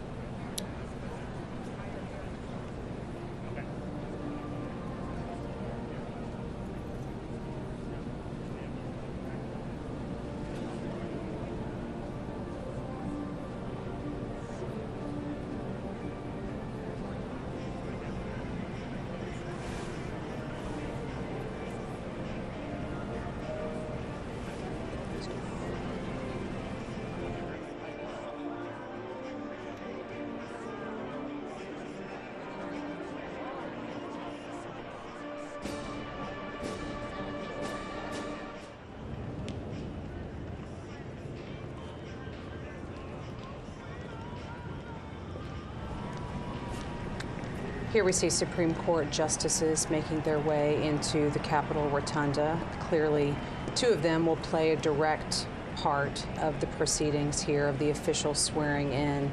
Chief Justice John Roberts will be the one to administer the oath to the president, as is tradition. And then Associate Justice Brett Kavanaugh will administer the oath to incoming Vice President-elect J.D. Vance. Interesting to note his wife's ties to both. You had Lucia Vance served as a clerk for Chief Justice Roberts. That is a coveted post in the legal community, and J.D. Vance was once a student in a law seminar taught at Yale by Justice Kavanaugh, and that explains the ties there and the reason that you just saw Brett Kavanaugh walking in ahead of Clarence Thomas, who is the senior member of the court, who always asks the first questions during oral arguments before the Chief Justice does. It is always Justice Thomas. And that was a little bit striking to see Justice Kavanaugh, who came to the bench years after Justice Thomas, walking in front of him.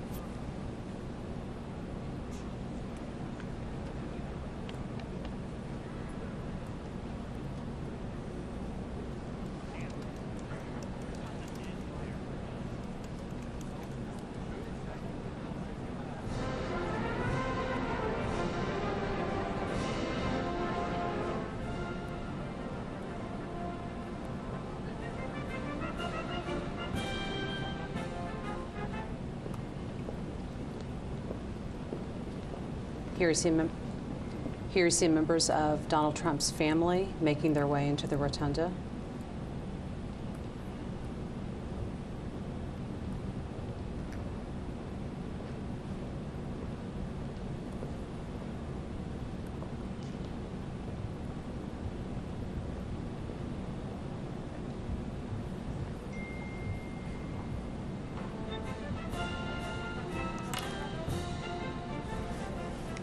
joked about Barron Trump earlier, but that shot of him with the slicked back hair a little bit there is very much looks like a late 70s, early 80s Donald Trump.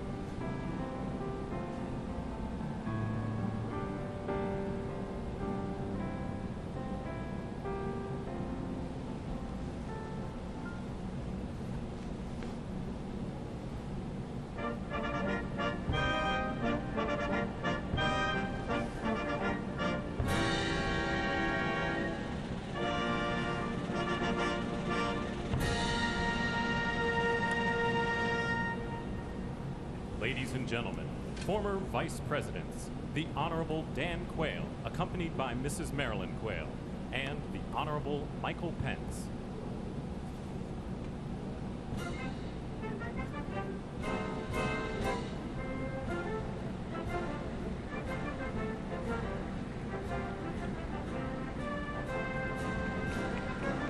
Standing ovation for those former Republican vice presidents who have just entered, Dan Quayle and now Mike Pence, who was Donald Trump's first vice president in his first term in office.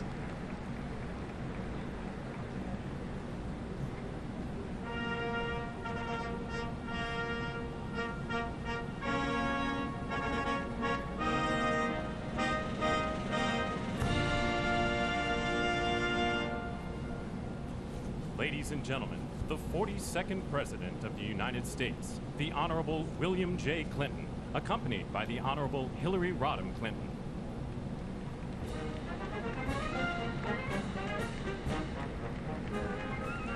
the former presidents start to make their entrances into the rotunda. First, former President Bill Clinton and former First Lady and Secretary of State Hillary Clinton.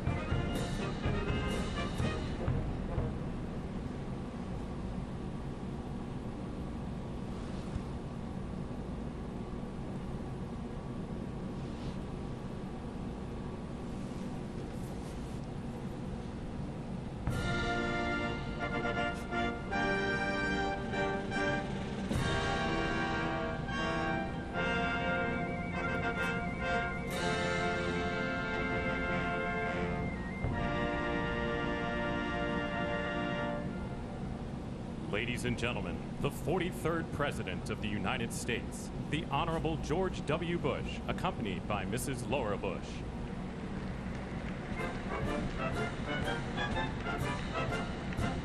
Former President George W. Bush and former First Lady Laura Bush.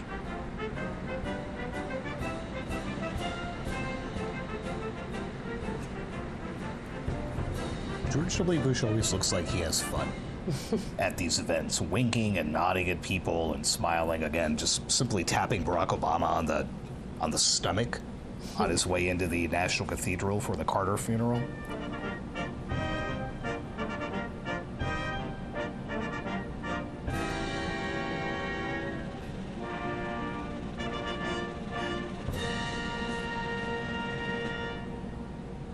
Ladies and gentlemen, the 44th President of the United States, the Honorable Barack H. Obama.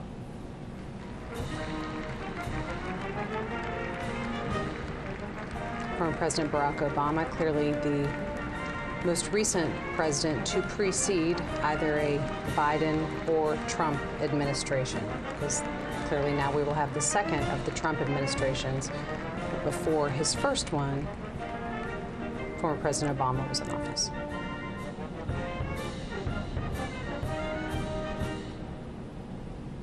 I can't believe we haven't mentioned Grover Cleveland yet. How is that? How is that possible? Let me just get that part out of the way. Donald Trump will be the first president to serve non-consecutive terms since Grover Cleveland, late in the 19th century. There you go. Sorry, that was I couldn't let that go. That had to be mentioned here at some point. The Honorable John G. Roberts Jr. and the Associate Justices of the Supreme Court of the United States. The Supreme Court justices officially coming into the rotunda. As we noted earlier, John Roberts, the Chief Justice, will administer the presidential oath, and he was immediately followed by Associate Justice Brett Kavanaugh, who will be swearing in J.D. Vance as Vice President. And you note at the end of that line, retired Justice David Breyer, right, joining some of his former colleagues. Of course, Ketanji Brown Jackson and Amy Coney Barrett on the end, the two newest justices.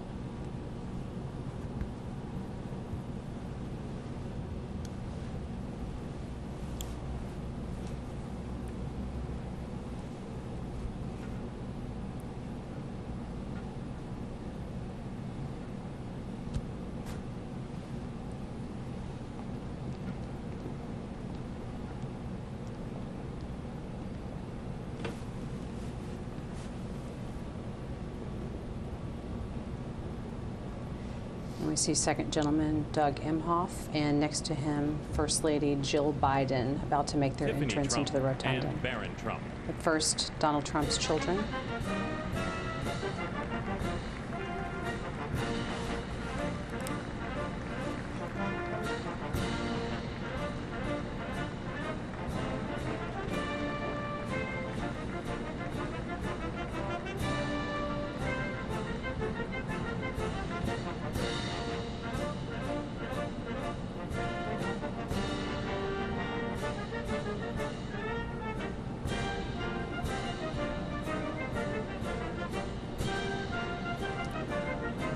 about those good seats that the tech titans have. I mean, they are all lined up immediately behind the president-elect's children. So, you know, something went into that seating chart. We saw Jared Kushner earlier shaking hands with Tim Cook from Apple and Sundar Pichai of Google, right on down the road, Mark Zuckerberg.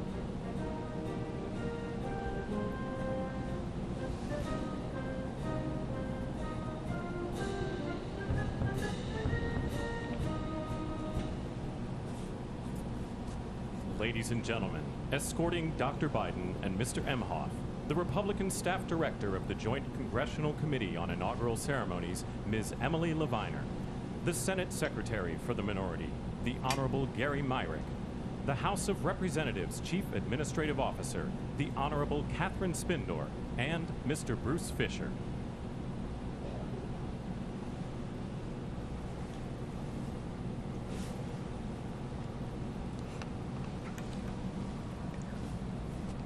Ladies and gentlemen, Dr. Jill Biden and Mr. Douglas Emhoff. Now, First Lady Jill Biden and Second Gentleman Doug Emhoff officially making their entrance into the rotunda.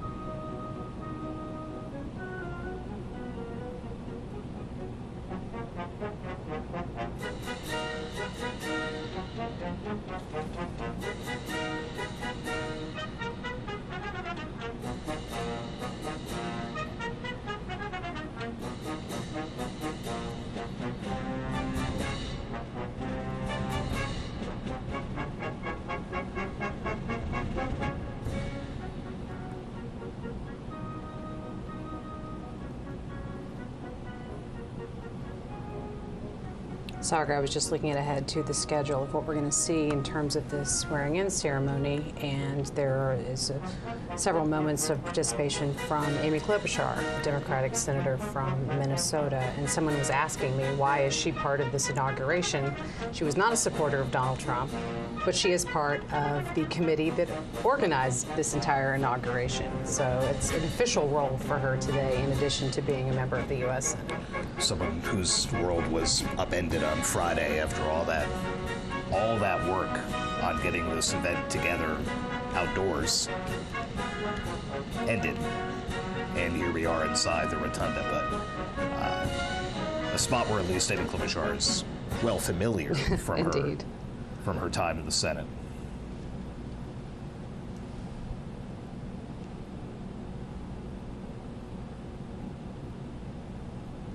Very interesting mix of Republican and Democrat lawmakers standing together. You have Michael McCall, the Republican from Texas, Debbie Wasserman Schultz, a Democrat from Florida, standing shoulder to shoulder, and another sign of just how tight it is in the rotunda.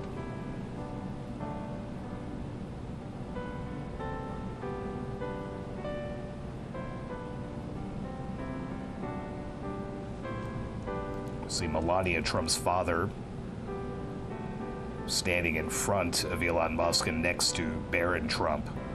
Melania Trump's mother, of course, died while they were out of the White House, and her dad is back to watch her become First Lady for the second time.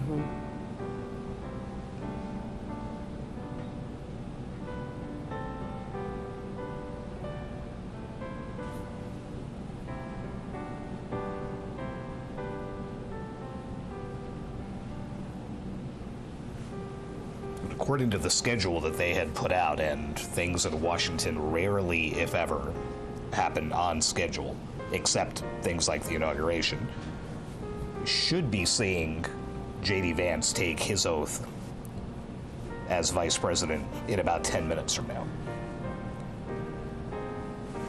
As Brett Kavanaugh awaits actually administering that oath.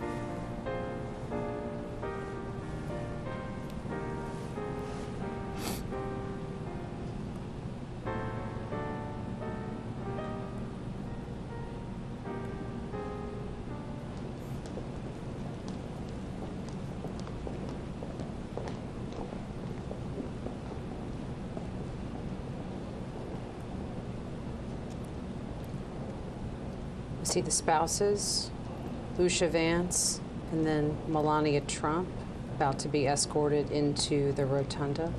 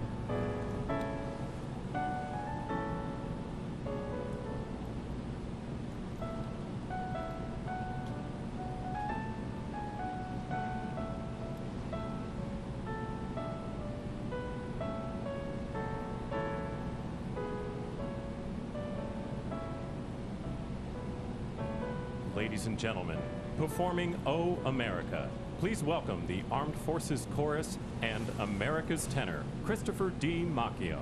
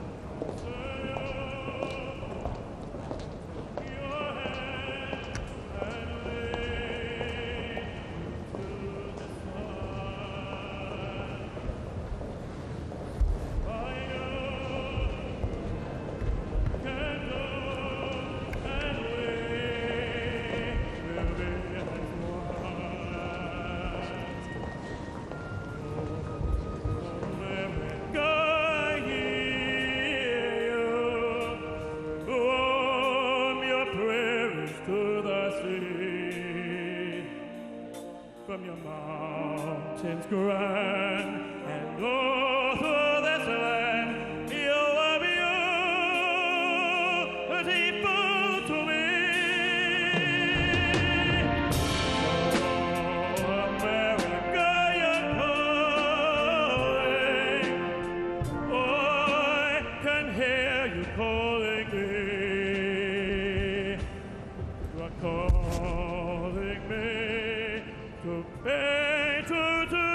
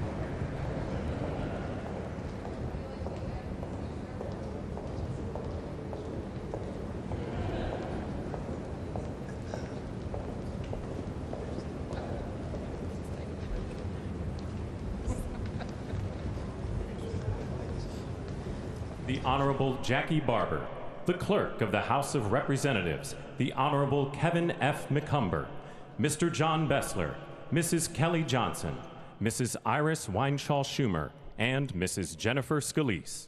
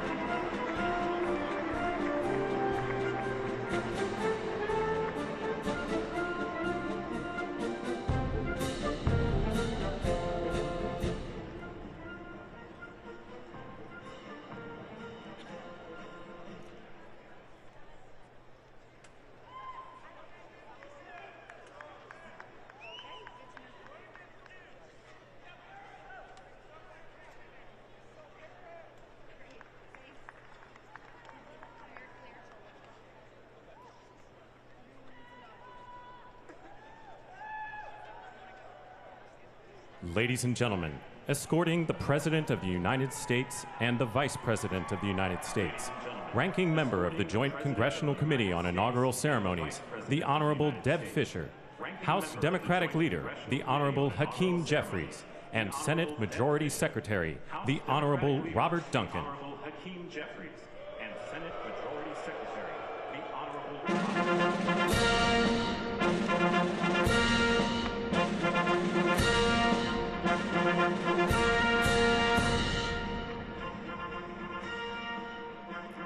Ladies and gentlemen, the President of the United States, the Honorable Joseph R. Biden Jr., and Vice President of the United States, the Honorable Kamala Devi Harris.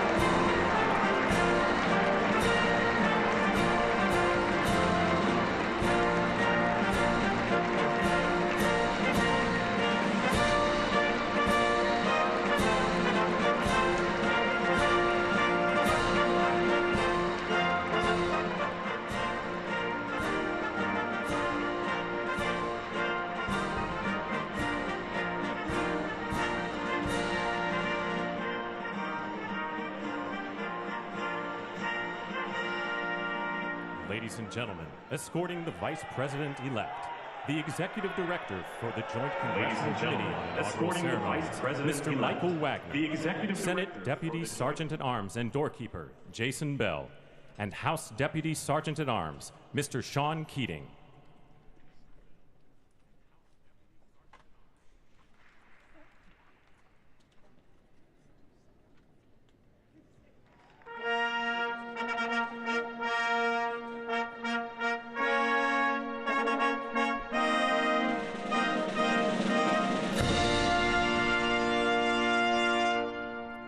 Ladies and gentlemen, the Vice President-elect of the United States, the Honorable J.D. Vance. The Vice President-elect of the United States.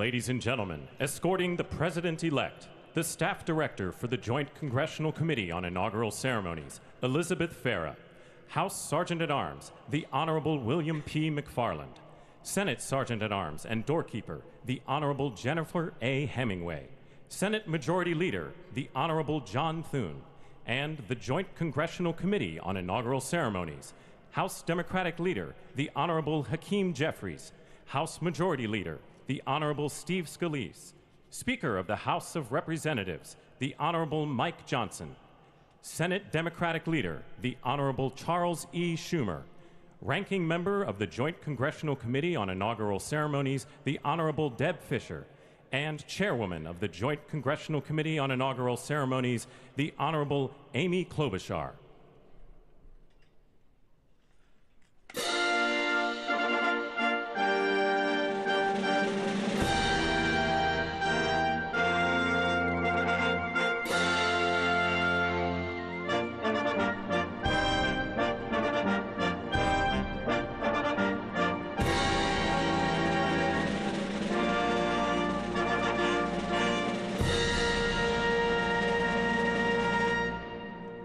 Ladies and gentlemen, the President-elect of the United States, the Honorable Donald John Trump. The President-elect of the United States, the Honorable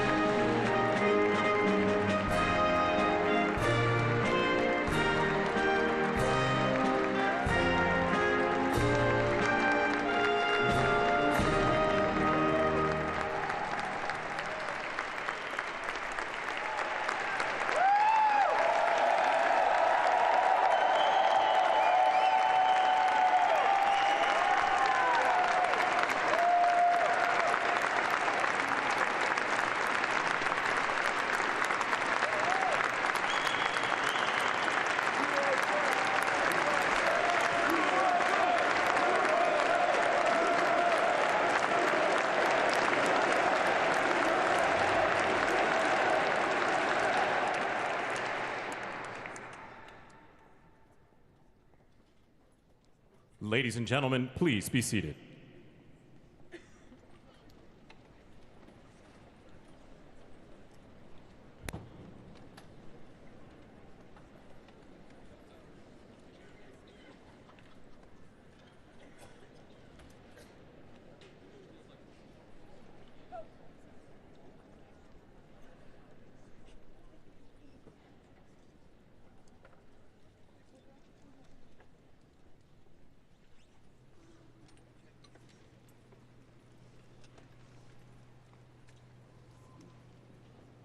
Please welcome the Chairwoman of the Joint Congressional Committee on Inaugural Ceremonies, the Honorable Amy Klobuchar.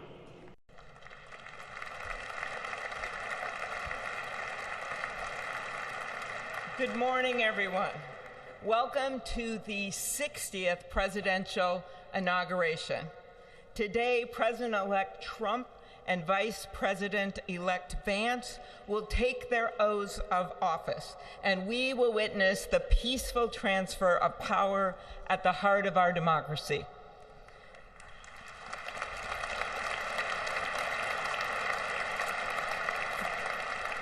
For the past year, I've chaired the Inaugural Ceremony Committee, which includes the leadership of Congress from both parties. We thank the committee and Capitol staff and law enforcement who worked so hard over the last year, and especially the last 3 days. You've done a beautiful job, and you have shown grace under pressure.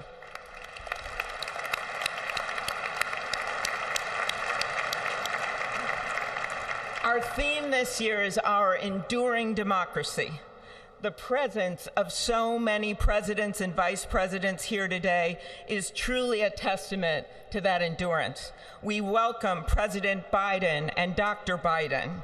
We welcome Vice President Harris and Doug Emhoff, President Obama, President Clinton and Secretary Clinton, President Bush and Laura Bush, Vice President Pence, Vice President Quayle and Marilyn Quayle. The justices of the United States Supreme Court are with us, all 9 of them I counted, and of course the Trump and Vance families. This ceremony marks what will soon be 250 years of our democracy. It is the moment when leaders, elevated by the will of the people, promise to be faithful to our Constitution, to cherish and defend it. It is the moment when they become, as we all should be, the guardians of our country.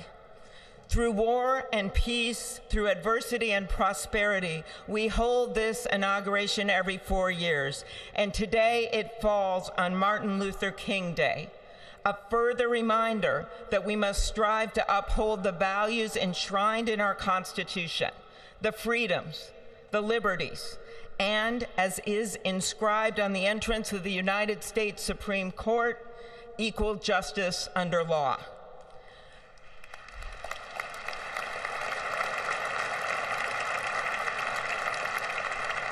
But what makes this moment more than a passing ceremony is all who are watching it across the country, the people of this nation, the ordinary people doing extraordinary things.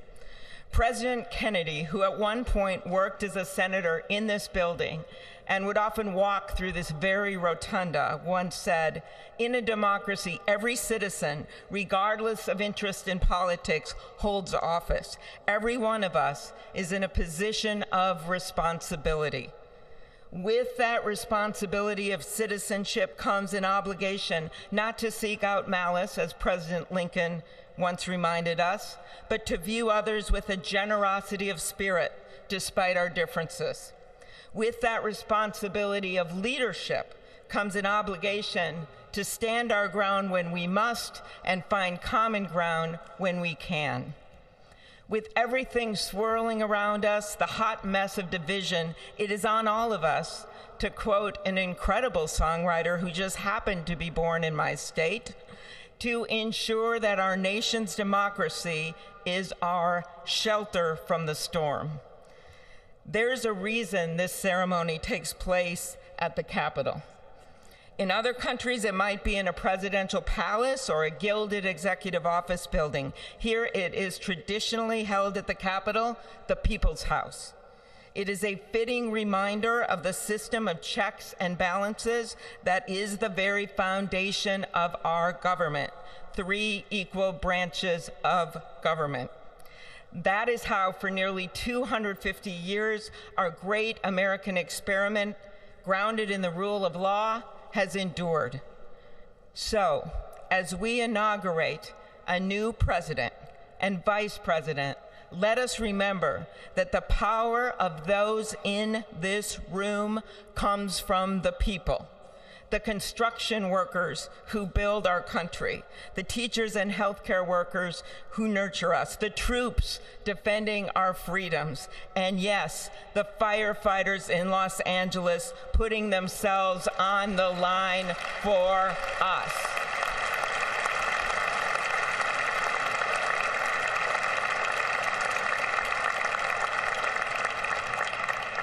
Our democracy's strength and grit must match theirs. May God bless our nation. Thank you.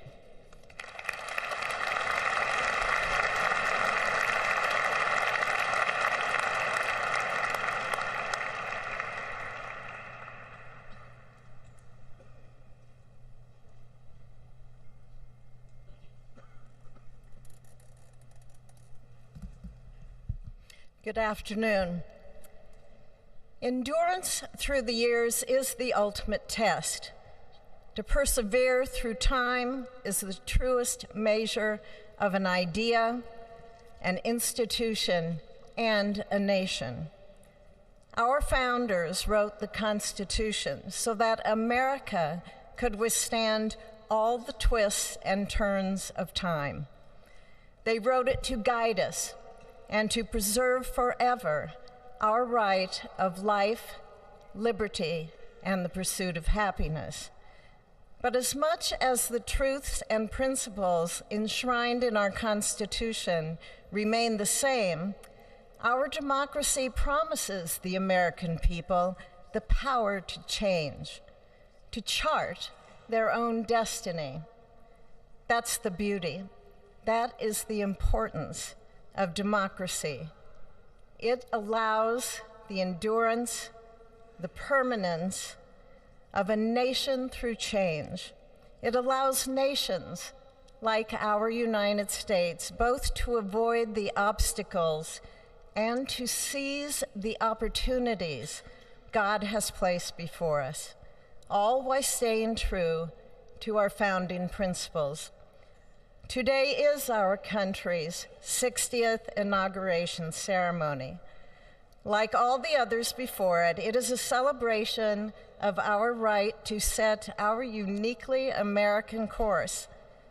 The past several years have been trying at times for many, many Americans, and also for the nations of the free world that we humbly strive to lead.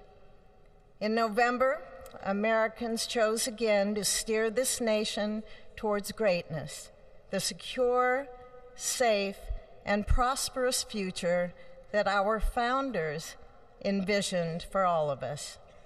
And today, we celebrate not only their decision to do so, but also the simple right and wisdom of a free people to make their own choice so that their nation might endure. And now, allow me to welcome Archbishop Timothy Dolan and Reverend Franklin Graham, who will deliver our invocation. Please rise.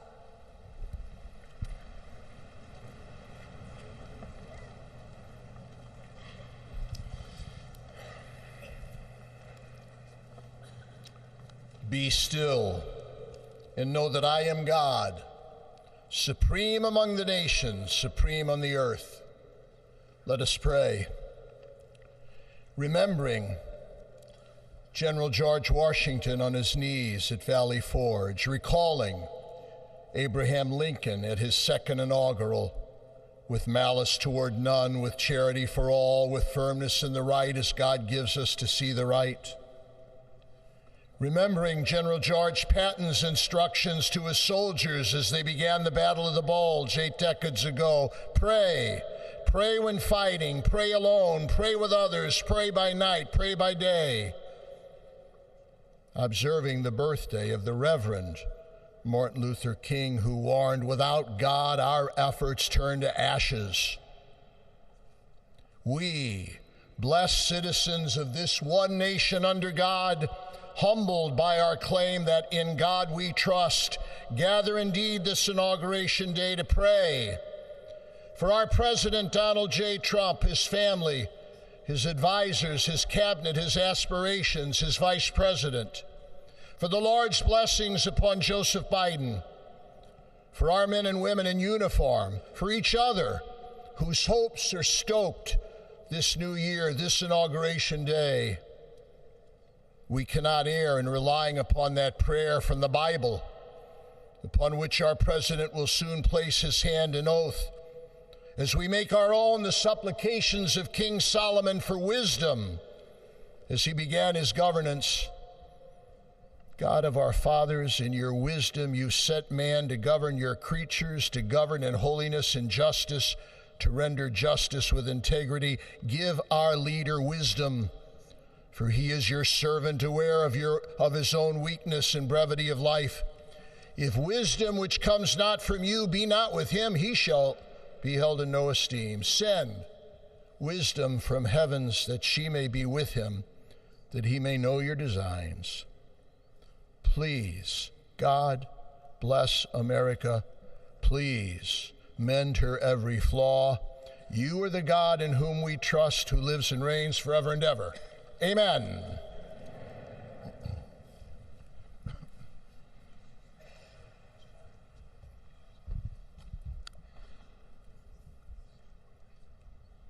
Mr. President, the last 4 years, there are times I'm sure you thought it was pretty dark. But look what God has done. We praise him and give him glory.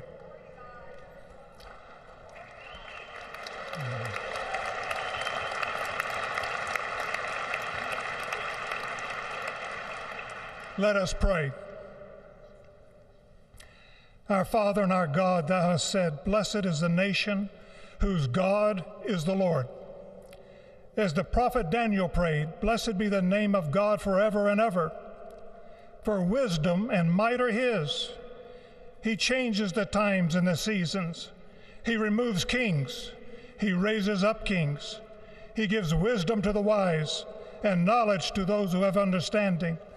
Our Father, today, as President Donald J. Trump takes the oath of office once again, we come to say thank you, O Lord our God. Father, when Donald Trump's enemies thought he was down and out, you and you alone saved his life and raised him up with strength and power by your mighty hand. We pray for President Trump that you'll watch over, protect, guide, direct him. Give him your wisdom from your throne on high. We ask that you would bless him and that our nation would be blessed through him. We also ask that you would bless and protect Melania as First Lady. We thank you for the beauty, the warmth, and grace that she shows not only to this nation, but to the whole world. We thank you for Vice President-elect J.D. Vance and his wife Usha and their young family. May he be a strength to President Trump, to stand beside him, to hold up his arms like Aaron held up the arms of Moses in the midst of battle. The prophet Samuel reminded the people, it was you that brought them up from the land of Egypt. And he said, now stand still that I may reason with you before the Lord. So Father, we take this moment to stand still, to remember the great things that you have done for this nation. Thank you for the protection, the bounty, the freedoms that we so enjoy. We remember to keep our eyes fixed on you, and may our hearts be inclined to your voice. We know that America can never be great again if we turn our backs on you. We ask for your help, and we pray all of this in the name of the King of Kings, the Lord of Lords, your Son, my Savior, and our Redeemer, Jesus Christ. Amen. Ladies and gentlemen, please welcome Associate Justice Kavanaugh to administer the Vice Presidential Oath of Office.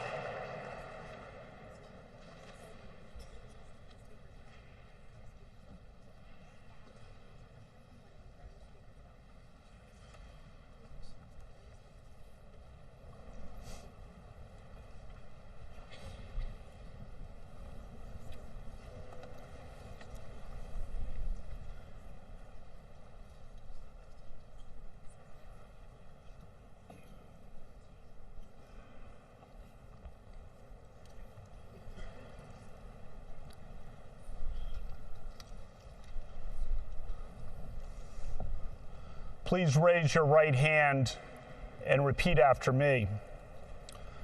I, James David Vance, do solemnly swear.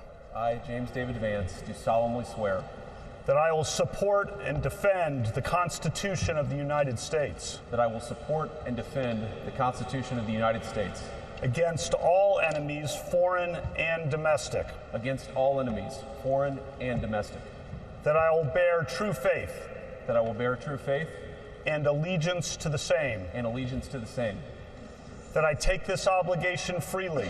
That I take this obligation freely. Without any mental reservation. Without any mental reservation. Or purpose of evasion. Or purpose of evasion. And that I will well and faithfully discharge. And that I will well and faithfully discharge. The duties of the office. The duties of the office. On which I am about to enter. On which I am about to enter. So help me God. So help me God. Congratulations, Mr. Vice President.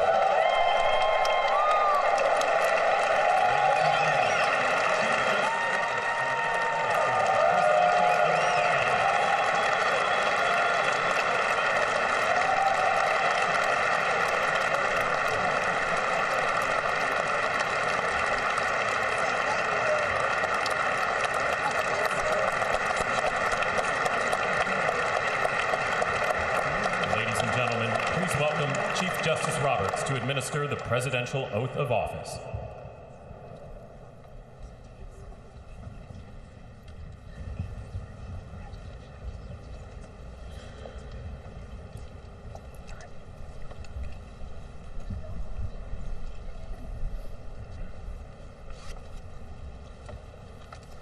Please raise your right hand and repeat after me. I, Donald John Trump, do solemnly swear. I, Donald John Trump, do solemnly swear. That I will faithfully execute. That I will faithfully execute. The office of President of the United States. The office of President of the United States. And will, to the best of my ability. And will, to the best of my ability. Preserve, protect, and defend.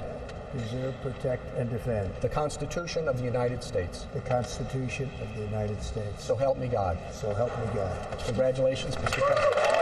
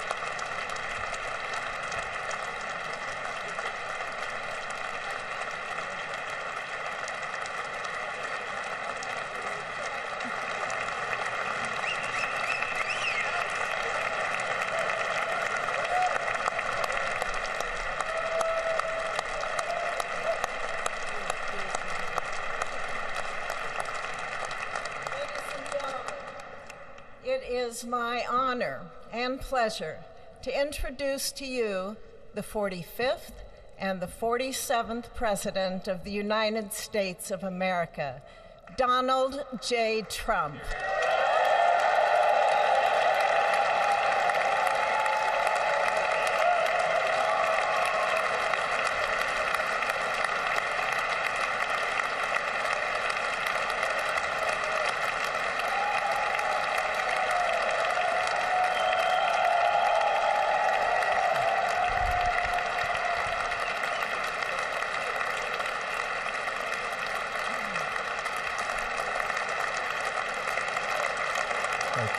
Thank you very much, everybody. Well, thank you very, very much.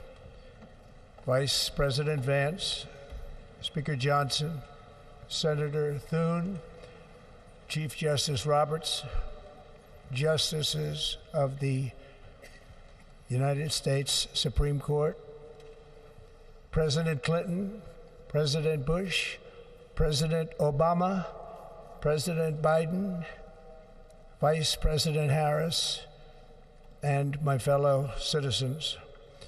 The golden age of America begins right now.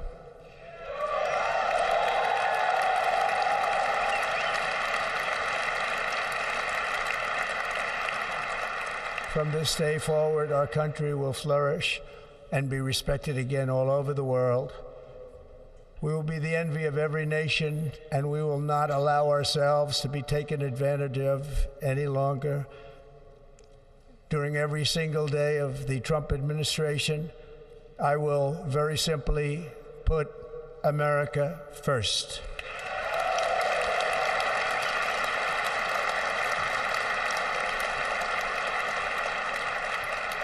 Our sovereignty will be reclaimed. Our safety will be restored. The scales of justice will be rebalanced. The vicious, violent, and unfair weaponization of the Justice Department and our government will end.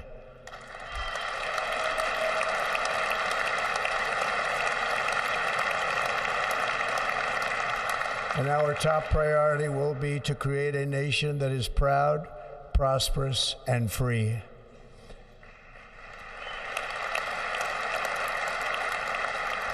America will soon be greater, stronger, and far more exceptional than ever before. I return to the presidency confident and optimistic that we are at the start of a thrilling new era of national success. A tide of change is sweeping the country, sunlight is pouring over the entire world, and America has the chance to seize this opportunity like never before. But first, we must be honest about the challenges we face. While they are plentiful, they will be annihilated by this great momentum that the world is now witnessing in the United States of America. As we gather today, our government confronts a crisis of trust. For many years, a radical and corrupt establishment has extracted power and wealth from our citizens while the pillars of our society lay broken and seemingly in complete disrepair. We now have a government that cannot manage even a simple crisis at home, while at the same time stumbling into a continuing catalog of catastrophic events abroad. It fails to protect our magnificent, law-abiding American citizens, but provides sanctuary and protection for dangerous criminals, many from prisons and mental institutions that have illegally entered our country from all over the world. We have a government that has given unlimited funding to the defense of foreign borders, but refuses to defend American borders or, more importantly, its own people. Our country can no longer deliver basic services in times of emergency, as recently shown by the wonderful people of North Carolina, been treated so badly.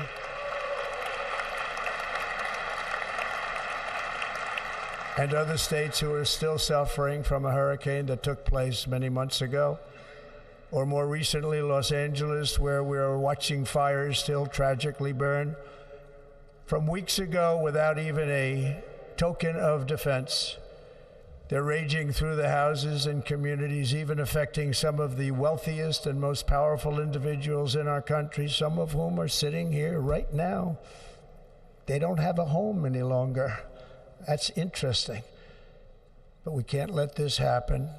Everyone is unable to do anything about it. That's going to change. We have a public health system that does not deliver in times of disaster, yet more money is spent on it than any country anywhere in the world. And we have an education system that teaches our children to be ashamed of themselves in many cases, to hate our country despite the love that we try so desperately to provide to them.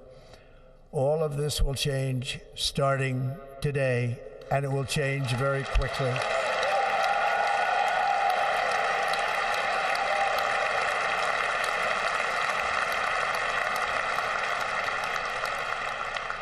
My recent election is a mandate to completely and totally reverse a horrible betrayal and all of these many betrayals that have taken place, and to give the people back their faith, their wealth, their democracy, and indeed their freedom.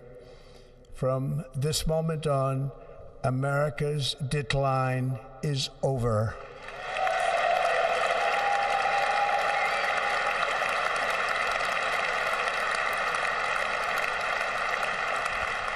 Our liberties and our nation's glorious destiny will no longer be denied, and we will immediately restore the integrity, competency, and loyalty of America's government. Over the past 8 years, I have been tested and challenged more than any president in our 250-year history, and I've learned a lot along the way. The journey to reclaim our republic has not been an easy one, that I can tell you. Those who wish to stop our cause have tried to take my freedom and indeed to take my life. Just a few months ago in a beautiful Pennsylvania field, an assassin's bullet ripped through my ear. But I felt then, and believe even more so now, that my life was saved for a reason. I was saved by God to make America great again.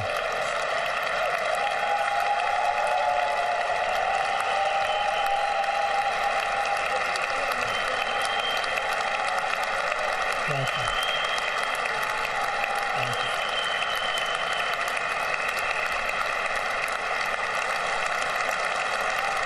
Thank you very much.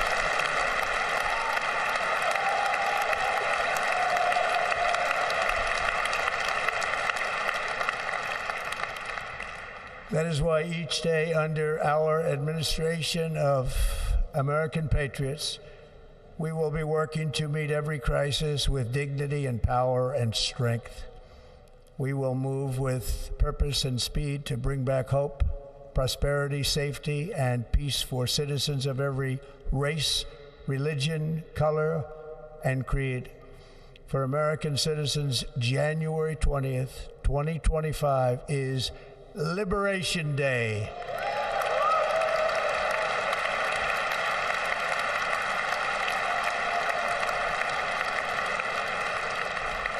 It is my hope that our recent presidential election will be remembered as the greatest and most consequential election in the history of our country. As our victory showed, the entire nation is rapidly unifying behind our agenda with dramatic increases in support from virtually every element of our society, young and old, men and women, African Americans, Hispanic Americans, Asian Americans, urban, suburban, rural, and very importantly, we had a powerful win in all 7 swing states, and the popular vote, we won by millions of people. To the Black and Hispanic communities, I want to thank you for the tremendous outpouring of love and trust that you have shown me with your vote. We set records, and I will not forget it. I've heard your voices in the campaign, and I look forward to working with you in the years to come. Today is Martin Luther King Day, and his honor, this will be a great honor, but in his honor we will strive together to make his dream a reality. We will make his dream come true.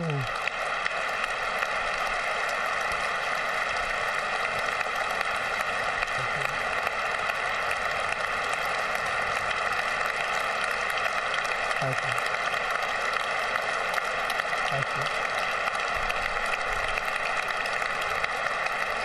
you. National unity is now returning to America, and confidence and pride is soaring like never before. In everything we do, my administration will be inspired by a strong pursuit of excellence and unrelenting success. We will not forget our country.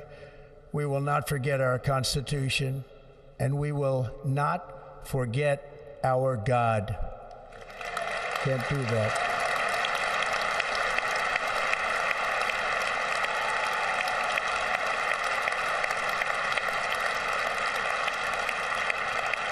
Today, I will sign a series of historic executive orders.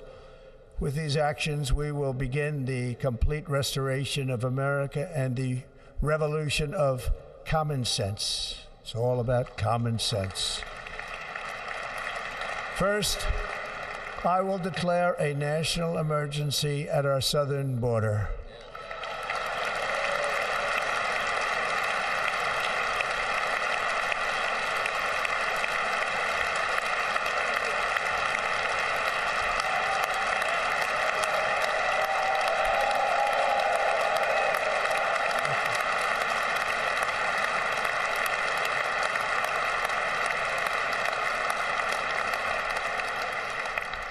All illegal entry will immediately be halted, and we will begin the process of returning millions and millions of criminal aliens back to the places from which they came. We will reinstate my Remain in Mexico policy.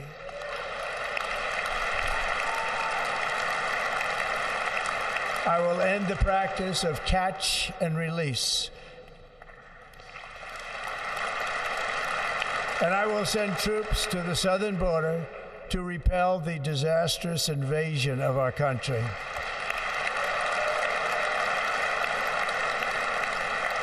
Under the orders I signed today, we will also be designating the cartels as foreign terrorist organizations.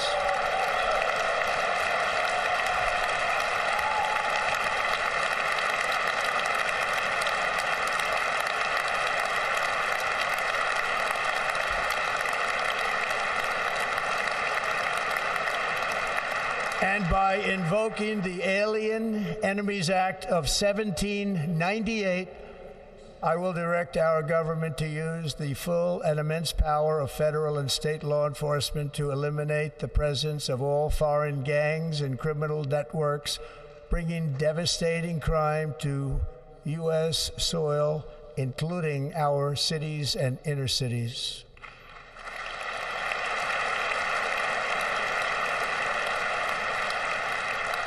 As Commander-in-Chief, I have no higher responsibility than to defend our country from threats and invasions, and that is exactly what I am going to do. We will do it at a level that nobody's ever seen before.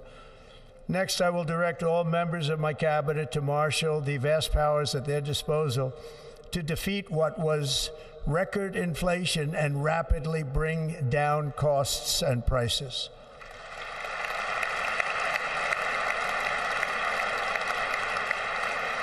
The inflation crisis was caused by massive overspending and escalating energy prices, and that is why today I will also declare a national energy emergency. We will drill, baby, drill.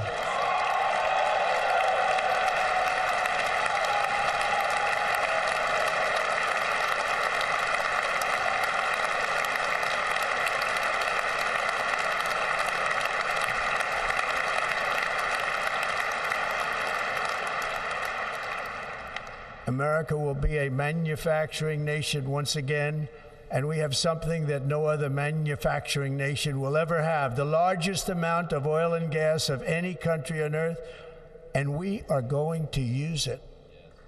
Let me use it. We will bring prices down, fill our strategic reserves up again, right to the top, and export American energy all over the world. We will be a rich nation again, and it is that liquid gold under our feet that will help to do it. With my actions today, we will end the Green New Deal and we will revoke the electric vehicle mandate, saving our auto industry and keeping my sacred pledge to our great American auto workers.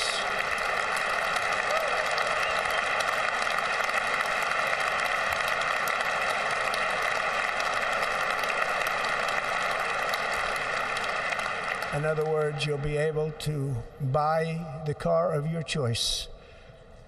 We will build automobiles in America again at a rate that nobody could have dreamt possible just a few years ago. And thank you to the auto workers of our nation for your inspiring vote of confidence. We did tremendously with their vote. I will immediately begin the overhaul of our trade system to protect American workers and families. Instead of taxing our citizens to enrich other countries, we will tariff and tax foreign countries to enrich our citizens.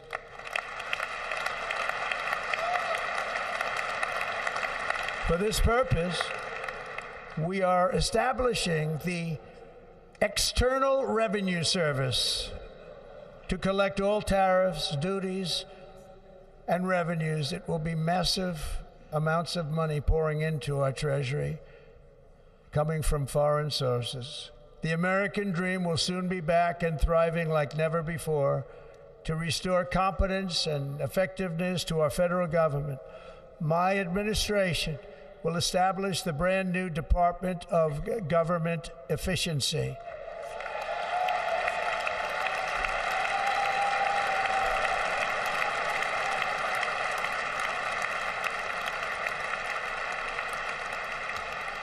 After years and years of illegal and unconstitutional federal efforts to restrict free expression, I will also sign an executive order to immediately stop all government censorship and bring back free speech to America.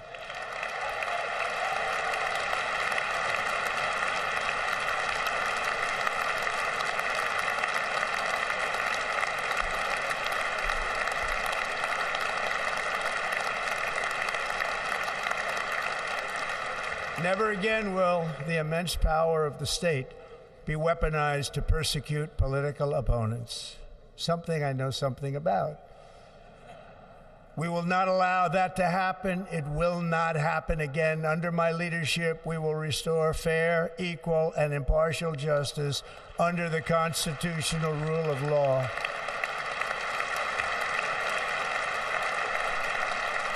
And we are going to bring law and order back to our cities. This week, I will also end the government policy of trying to socially engineer race and gender into every aspect of public and private life.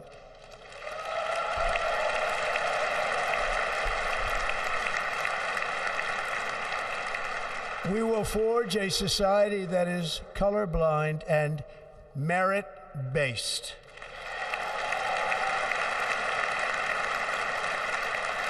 As of today, it will henceforth be the official policy of the United States government that there are only two genders, male and female.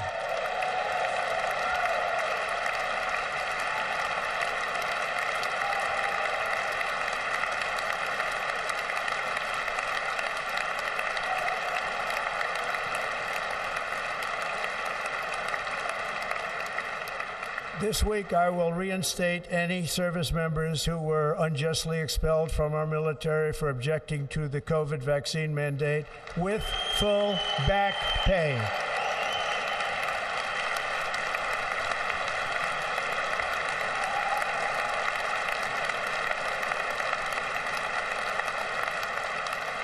And I will sign an order to stop our warriors from being subjected to radical political theories and social experiments while on duty.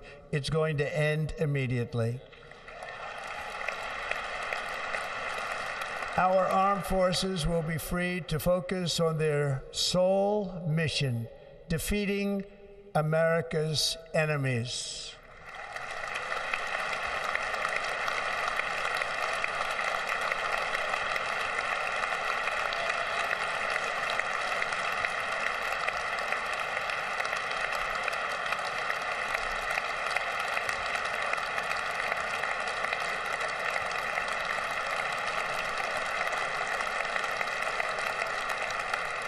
Like in 2017, we will again build the strongest military the world has ever seen. We will measure our success not only by the battles we win, but also by the wars that we end, and perhaps most importantly, the wars we never get into.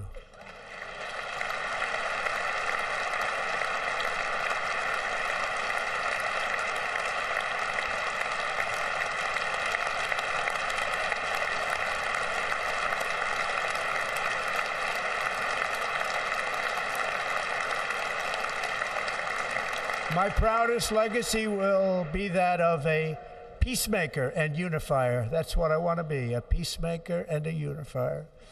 I'm pleased to say that as of yesterday, one day before I assumed office, the hostages in the Middle East are coming back home to their families.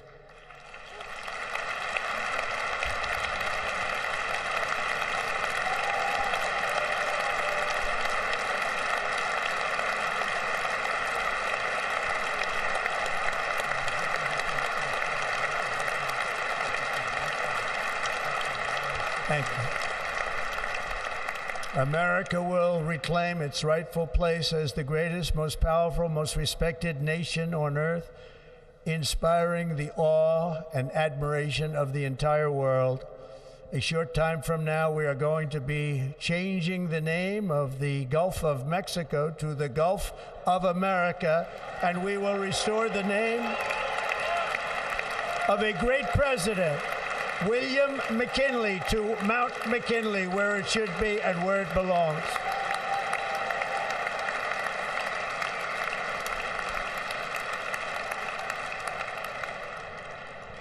President McKinley made our country very rich through tariffs and through talent. He was a natural businessman and gave Teddy Roosevelt the money for many of the great things he did, including the Panama Canal, which has foolishly been given to the country of Panama after the United States. The United States, I mean, think of this, spent more money than ever spent on a project before and lost 38,000 lives in the building of the Panama Canal. We have been treated very badly from this foolish gift that should have never been made, and Panama's promise to us has been broken. The purpose of our deal and the spirit of our treaty has been totally violated. American ships are being severely overcharged and not treated fairly in any way, shape, or form, and that includes the United States Navy. And above all, China is operating the Panama Canal, and we didn't give it to China, we gave it to Panama, and we're taking it back.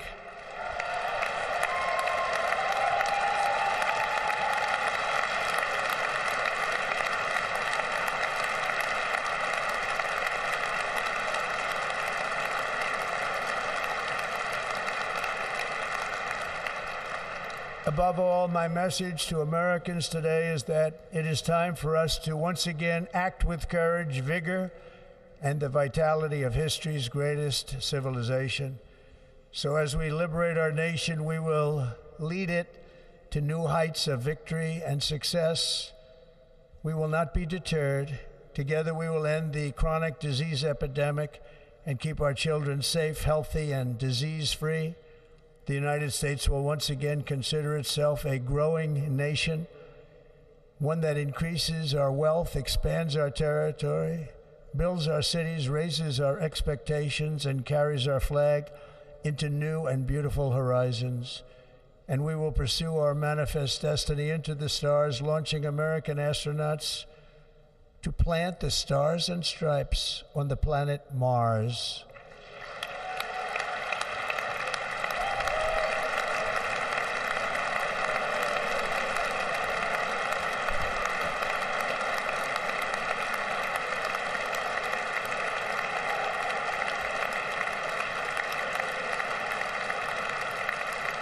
Ambition is the lifeblood of a great nation, and right now our nation is more ambitious than any other. There's no nation like our nation. Americans are explorers, builders, innovators, entrepreneurs, and pioneers. The spirit of the frontier is written into our hearts. The call of the next great adventure resounds from within our souls. Our American ancestors turned a small group of colonies on the edge of a vast continent into a mighty republic of the most extraordinary citizens on earth. No one comes close. Americans pushed thousands of miles through a rugged land of untamed wilderness.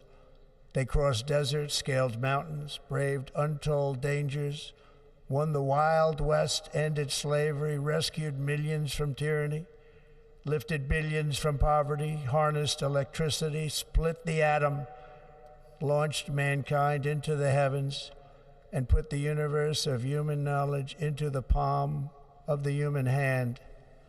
If we work together, there is nothing we cannot do and no dream we cannot achieve. Many people thought it was impossible for me to stage such a historic political comeback. But as you see today, here I am. The American people have spoken.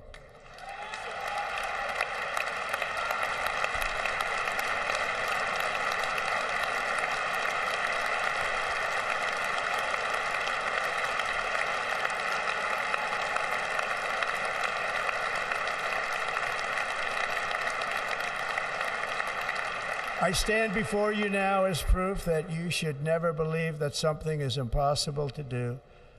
In America, the impossible is what we do best.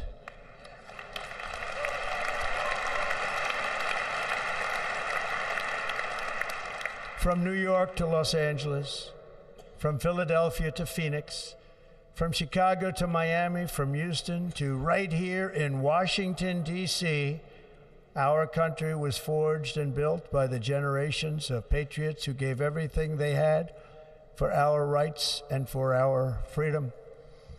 They were farmers and soldiers, cowboys and factory workers, steel workers and coal miners, police officers and pioneers who pushed onward, marched forward, and let no obstacle defeat their spirit or their pride.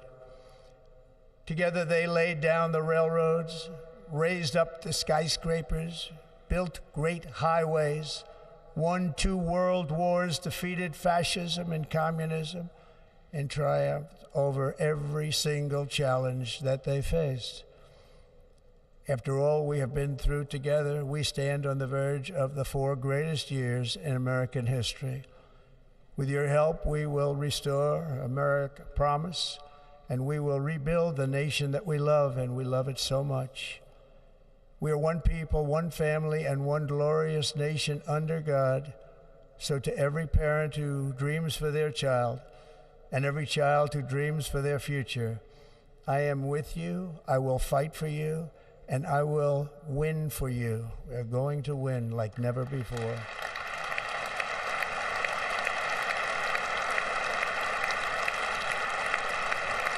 Thank you. Thank you.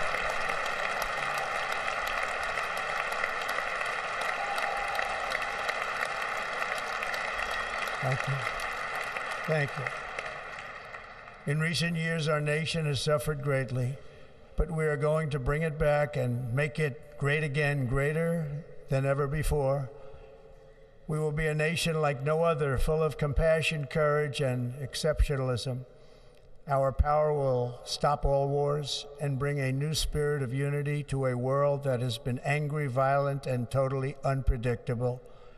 America will be respected again and admired again, including by people of religion, faith, and goodwill. We will be prosperous. We will be proud. We will be strong, and we will win like never before. We will not be conquered. We will not be intimidated. We will not be broken, and we will not fail. From this day on, the United States of America will be a free, sovereign, and independent nation. We will stand bravely. We will live proudly. We will dream boldly, and nothing will stand in our way because we are Americans. The future is ours, and our golden age has just begun. Thank you. God bless America. Thank you all. Thank you. Thank you very much. Thank you very much. Thank you.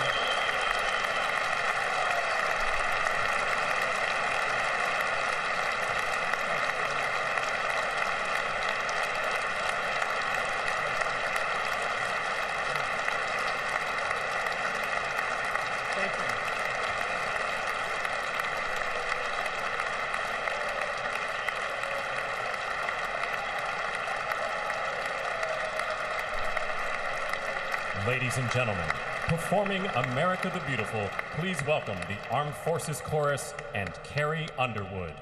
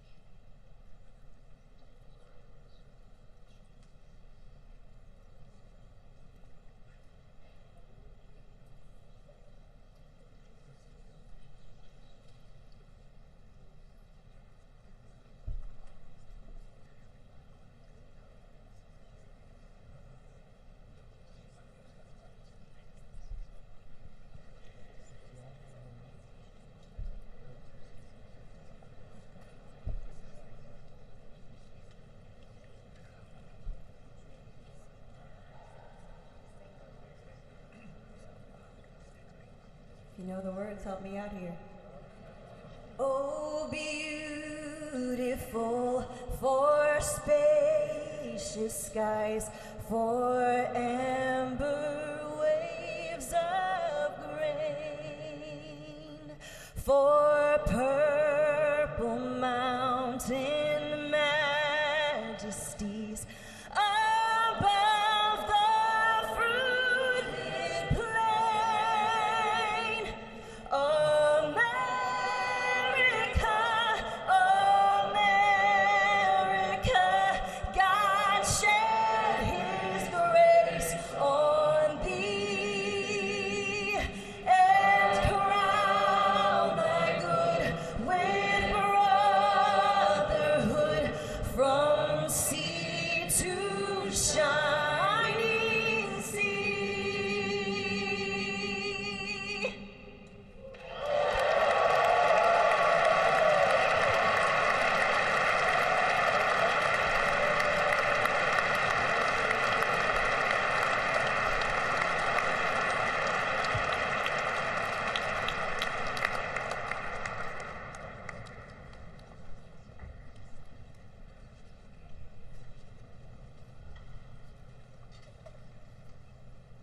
Ladies and gentlemen, Senator Fisher will now introduce the benediction clergy.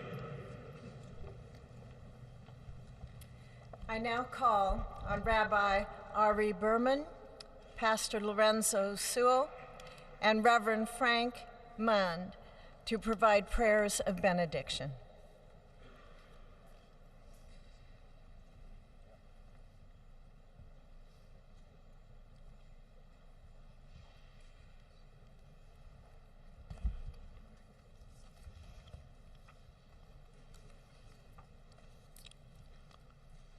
Let us pray. Almighty God, your prophet Jeremiah walked the streets of Jerusalem and blessed its inhabitants with the Hebrew words, Baruch HaGever Asher Yiftach BaHashem. Blessed is the one who trusts in God. Thousands of years later, this great nation, which adopted these words as its motto, "In God we trust," stands at a moment of historic opportunity. Americans are searching for meaning. Our merciful Father, help us rise to meet this moment. Bless President Donald J. Trump and Vice President J.D. Vance with the strength and courage to choose the right and the good. Unite us around our foundational biblical values of life and liberty, of service and sacrifice, and especially of faith and morality, which George Washington called the indispensable supports of American prosperity. Guide our schools and college campuses, which have been experiencing such unrest, to inspire the next generation to pair progress with purpose, knowledge with wisdom, and truth with virtue. Hear the cry of the hostages, both American and Israeli, whose pain our president so acutely feels. We are so thankful for the 3 young women who yesterday returned home, and pray that the next 4 years brings peace to Israel and throughout the Middle East. Almighty God, grant all Americans the opportunity to realize our shared dream of a life filled with peace and plenty, health and happiness, compassion and contribution. Stir within us the confidence to rise to this moment. For while we trust in God, God's trust is in us, the American people. America is called to greatness, to be a beacon of light and a mover of history. May our nation merit the fulfillment of Jeremiah's blessing, that like a tree planted by water, we shall not cease to bear fruit. May all of humanity experience your love and your blessing. May it be thy will, and let us say, Amen. Let us pray for our 47th president. Heavenly Father, we're so grateful that you gave our 45th and now our 47th president a millimeter miracle. We are grateful that you are the one that have called him for such a time as this, that America would begin to dream again. We pray that we would fulfill the true meaning of our creed, that we hold these truths to be self-evident, that all men are created equal. We pray that you use our president, that we will live in a nation where we will not be judged by the color of our skin, but by the content of our character. Heavenly Father, in the name of Jesus, we are so grateful today that you will use our 47th president so we would sing with new meaning, my country, 'tis of thee. Sweet land of liberty, of thee I sing. Land where my fathers died, land of the pilgrim's pride, from every mountainside. Let freedom ring, and because America is called to be a great nation, We believe that you will make this come true. So let freedom ring. From the prodigious hilltops of New Hampshire, let freedom ring. From the mighty mountains of New York, let freedom ring. From the heightening Alleghenies of Pennsylvania, let freedom ring. From the snow-capped Rockies of Colorado, let freedom ring. From the curvaceous hilltops of California, but God, we're asking you not only that, let freedom ring from Stone Mountain, Georgia. Let freedom ring from Lookout Mountain of Tennessee. Let freedom ring from every hill and every molehill in Mississippi, from every state, every city, every village, and every hamlet. And when we let freedom ring, we will be able to speed up that day where all of your children, black men and white men, Protestant and Catholic, Jew and Gentile, will be able to sing in the meaning of that old Negro spiritual, free at last, free at last. Thank you, God Almighty. We are free at last. If you believe where the Spirit of the Lord is, there is liberty. Come on, put your hands together and give your great God great glory.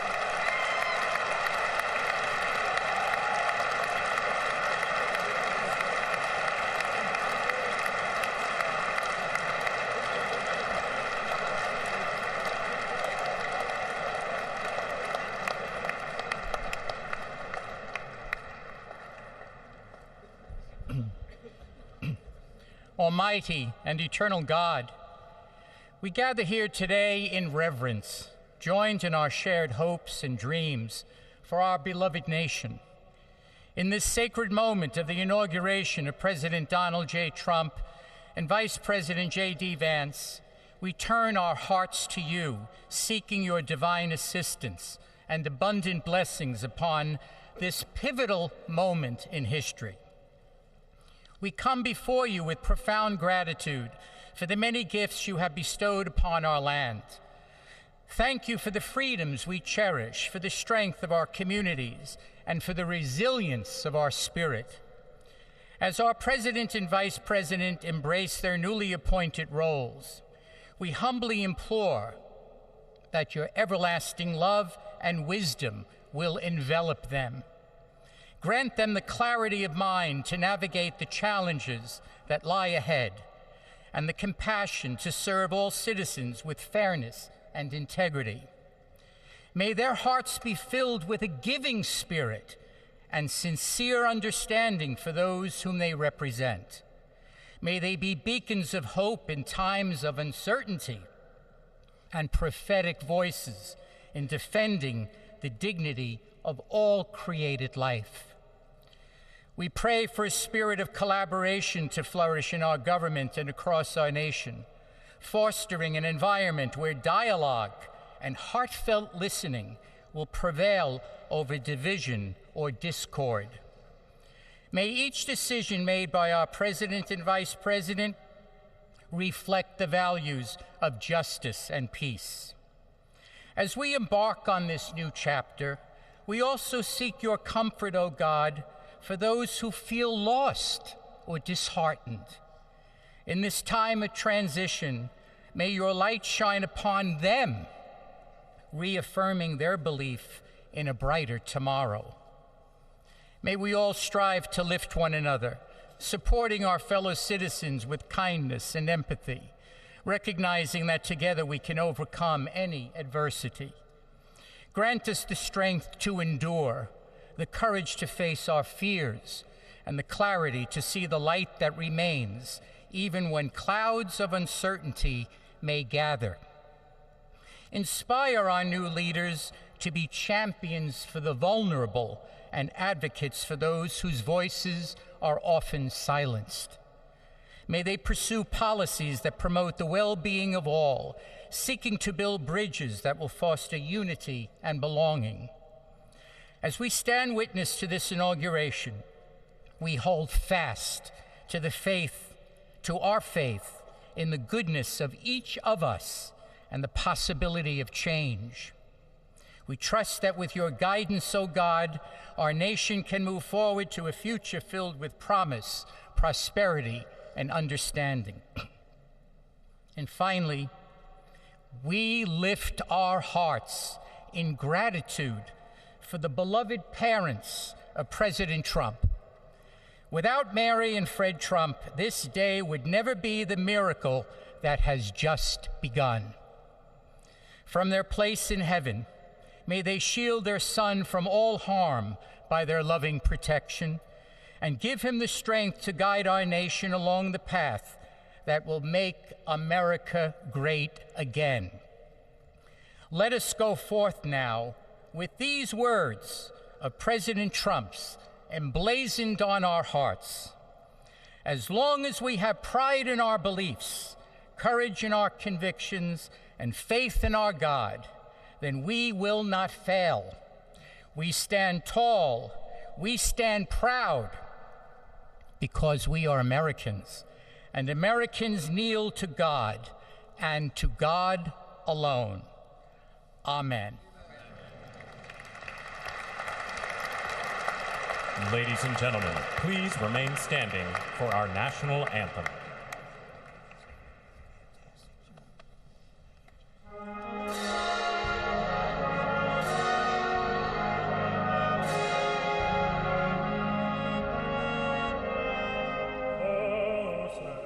Can you say, by the dawn's early light, what so proudly we hailed at the twilight's last gleaming, whose broad stripes and bright stars through the perilous fight o'er the ramparts we watched were so gallantly streaming, and the rockets in glee, the bombs bursting in earth, gave proof through the night that our flag was still there. Oh, sailors and stars taken,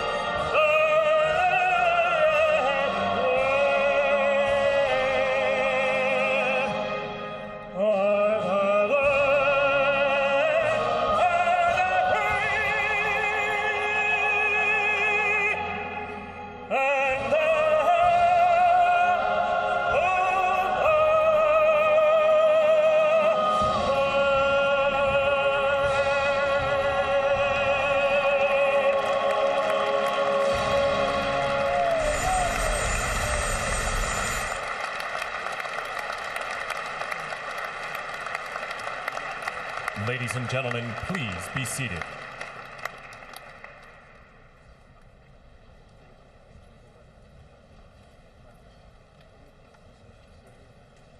Ladies and gentlemen, please remain at your seats while the President and official party depart the platform.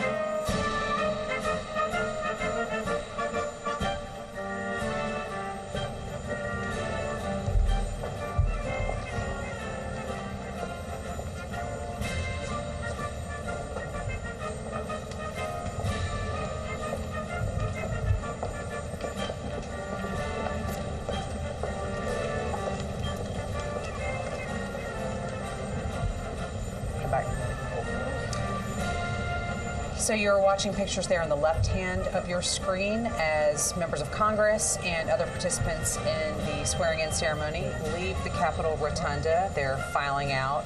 As those proceedings are now over, on the right side of your screen, we are watching a door elsewhere in the Capitol where we expect that we will see President Donald Trump and First Lady Melania Trump and former President Joe Biden and former First Lady Jill Biden walking out. This is another one of those set pieces that occur on inauguration days where an outgoing president is bade farewell from the current president.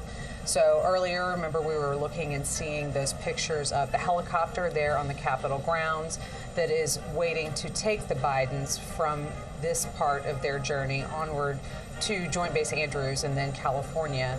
We are watching and waiting for them to come out and get started on that process. And as we do, Sagar, let's talk a little bit about Biden's last official acts as president. In the minutes, basically, before Donald Trump was sworn in and took the oath, what did we see coming out of the Biden administration? Yeah, we had mentioned earlier this morning that he had issued some high-profile, preemptive pardons to Dr. Anthony Fauci, to General Mark Milley, to members of the January 6th committee. Literally in the waning moments before Donald Trump took the oath, he extended preemptive pardons to his two spouses, to Valerie Biden and to Robert Biden, and their spouses, to basically protect them from threats from Trump. The president, in a written statement, said that his family had been subjected to unrelenting attacks and threats, and that he had no reason to believe the attacks would end. So he has extended pardons to family members, also to Native American activist Leonard Peltier, who's been serving a prison sentence for killing 2 FBI agents back in the 70s. So a flurry of last-minute executive action like that from President Biden in the very minutes before he became former President Biden. And it's interesting to think, just a bit of context, back when Joe Biden issued the pardon for his son, for Hunter, and there was a lot of commentary about how this is coming so late in a presidency. Clearly he was trying to kind of wait as long as possible so there wouldn't be any blowback or opportunity for people to be critical of the administration.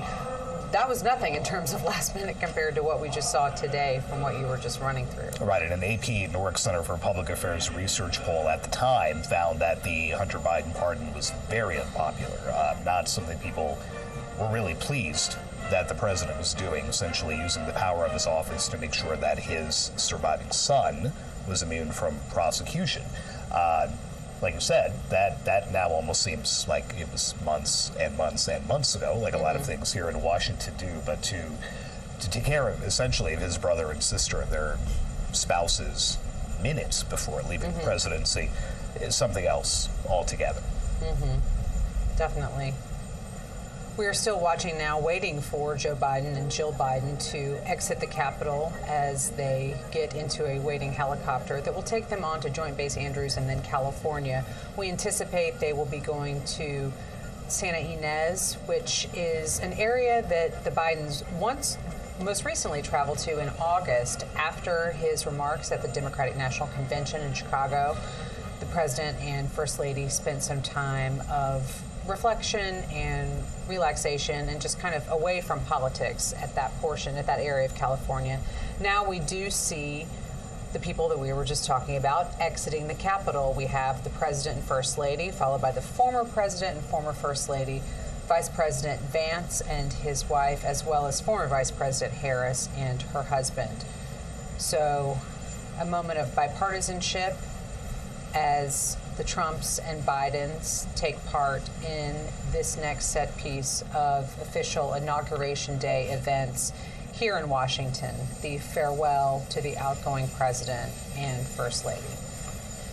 And again, something we did not see 4 years ago. Right. Because the Trumps had already left for Florida before Joe Biden and Jill Biden even got to the Capitol. Right. This gets back to a much more familiar scene.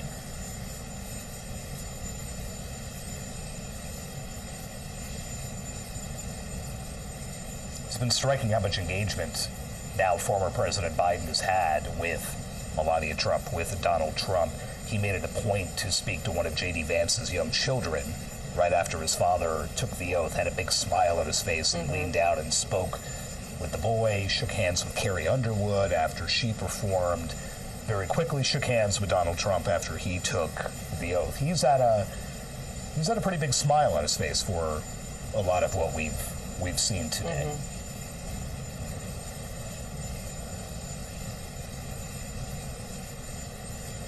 And I can't imagine the helicopter's rotors with the wind whipping up are going to feel very good coming up here. Having sat on the White House South Lawn way too many times when both of those men boarded Marine One, it's cold on a hot day. On a really cold day like this, not fun.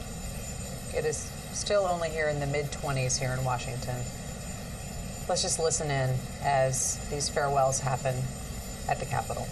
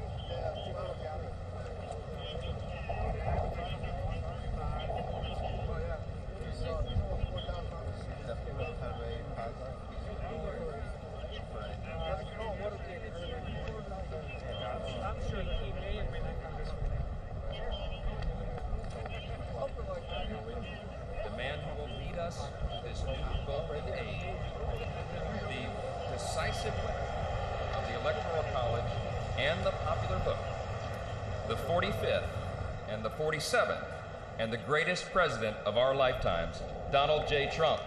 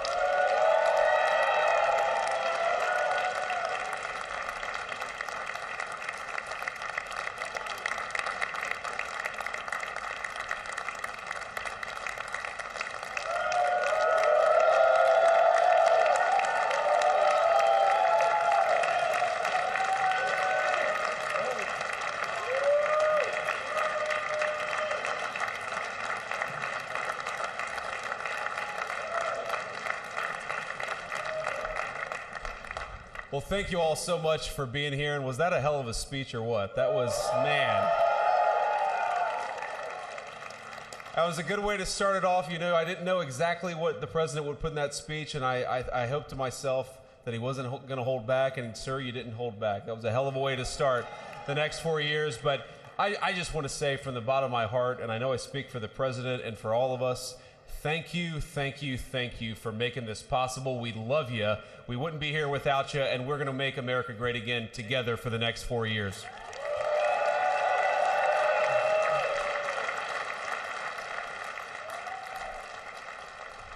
And the last thing I'll say is, you know, having stood outside for about 5 minutes to wave goodbye to the Bidens, thank God we moved that thing indoors because it was a beautiful ceremony and it was cold as hell outside.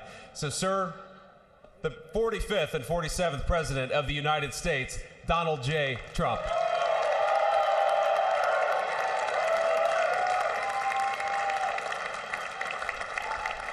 No, he's right. I said, oh, look at this beautiful sunny day. We blew it. And then I went outside and we were freezing. You would have been very unhappy. The sun was very deceptive, I will tell you. It is cold out. And I'm sort of saying, you know, that was so beautiful today. Maybe they should do it there every 4 years. Does that make sense? I don't know. Because, you know, the outdoor thing is really good, but it gets a little cold around this time of the year, as some people have noticed. And a lot of times they suffer through it. There was no suffering in that room. It was 72 degrees. It was perfect with the best acoustics I think I've ever heard in a room. This is not so bad either. But I just want to say, you're a younger, far more beautiful audience that I just spoke to. And I want to keep it off the record. I want to keep that off the record. Because I don't want to have all those big shots up there. I don't want to think you're more powerful than them, you look better than them, and I love you. Now, we just had a great time. We just had a great day. This was amazing. You know, when you think we took a journey, I mentioned in the speech, a lot of people said that was not a journey that was possible, and it was indeed possible. I didn't really know too much about what they were saying when they said that, but a lot of people felt it, and we hooked up with J.D. very early. I watched J.D. over a period of time. I endorsed him in Ohio. He was a great senator and very, very smart. The only one smarter than him was his wife. That was I would have chosen her, but somehow the line of succession didn't work that way, right? But now she's great and he's great. This is a great, beautiful couple and unbelievable career. I just said to him, you are very upwardly mobile. because he hasn't been doing it that long, but he picked it up so quickly. Remember, the first week was a little bit like the fake news was hitting him really hard. And I said, oh, this may be tough, but after that, it was smooth sailing for him. He took on everybody. He took on the meanest. I don't want to use the word corrupt because we're into a new system, so let's wait till the corruption begins, because it will.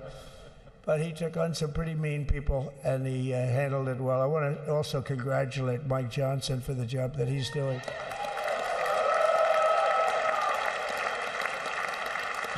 Steve, we gave him a majority of almost nothing, and then I said, to make it tougher on him, let me take 2 or 3 of the people, right? I said, he'll only have to suffer with that for about 3 months. How are they doing, by the way? Are they, is that moving along? Totally unified. I said, do you mind if I take this one, that one, and a couple of others? He didn't mind. He can handle it. No, he's a man that's liked by everybody. I've never met a man like this. You've got how many is it, 219 or 220 or something? 220. And of the 220, 219 really like him. I noticed he got 1 negative vote once about 2 weeks ago. But I think even 220 like him, if you want to know the truth. And that's very unusual. I know a lot of nice guys in Congress, and they have 35 people that hate him. So if you have 35 people that hate you and you only have 1 or 2 or 3 votes, you'll have 5, I think.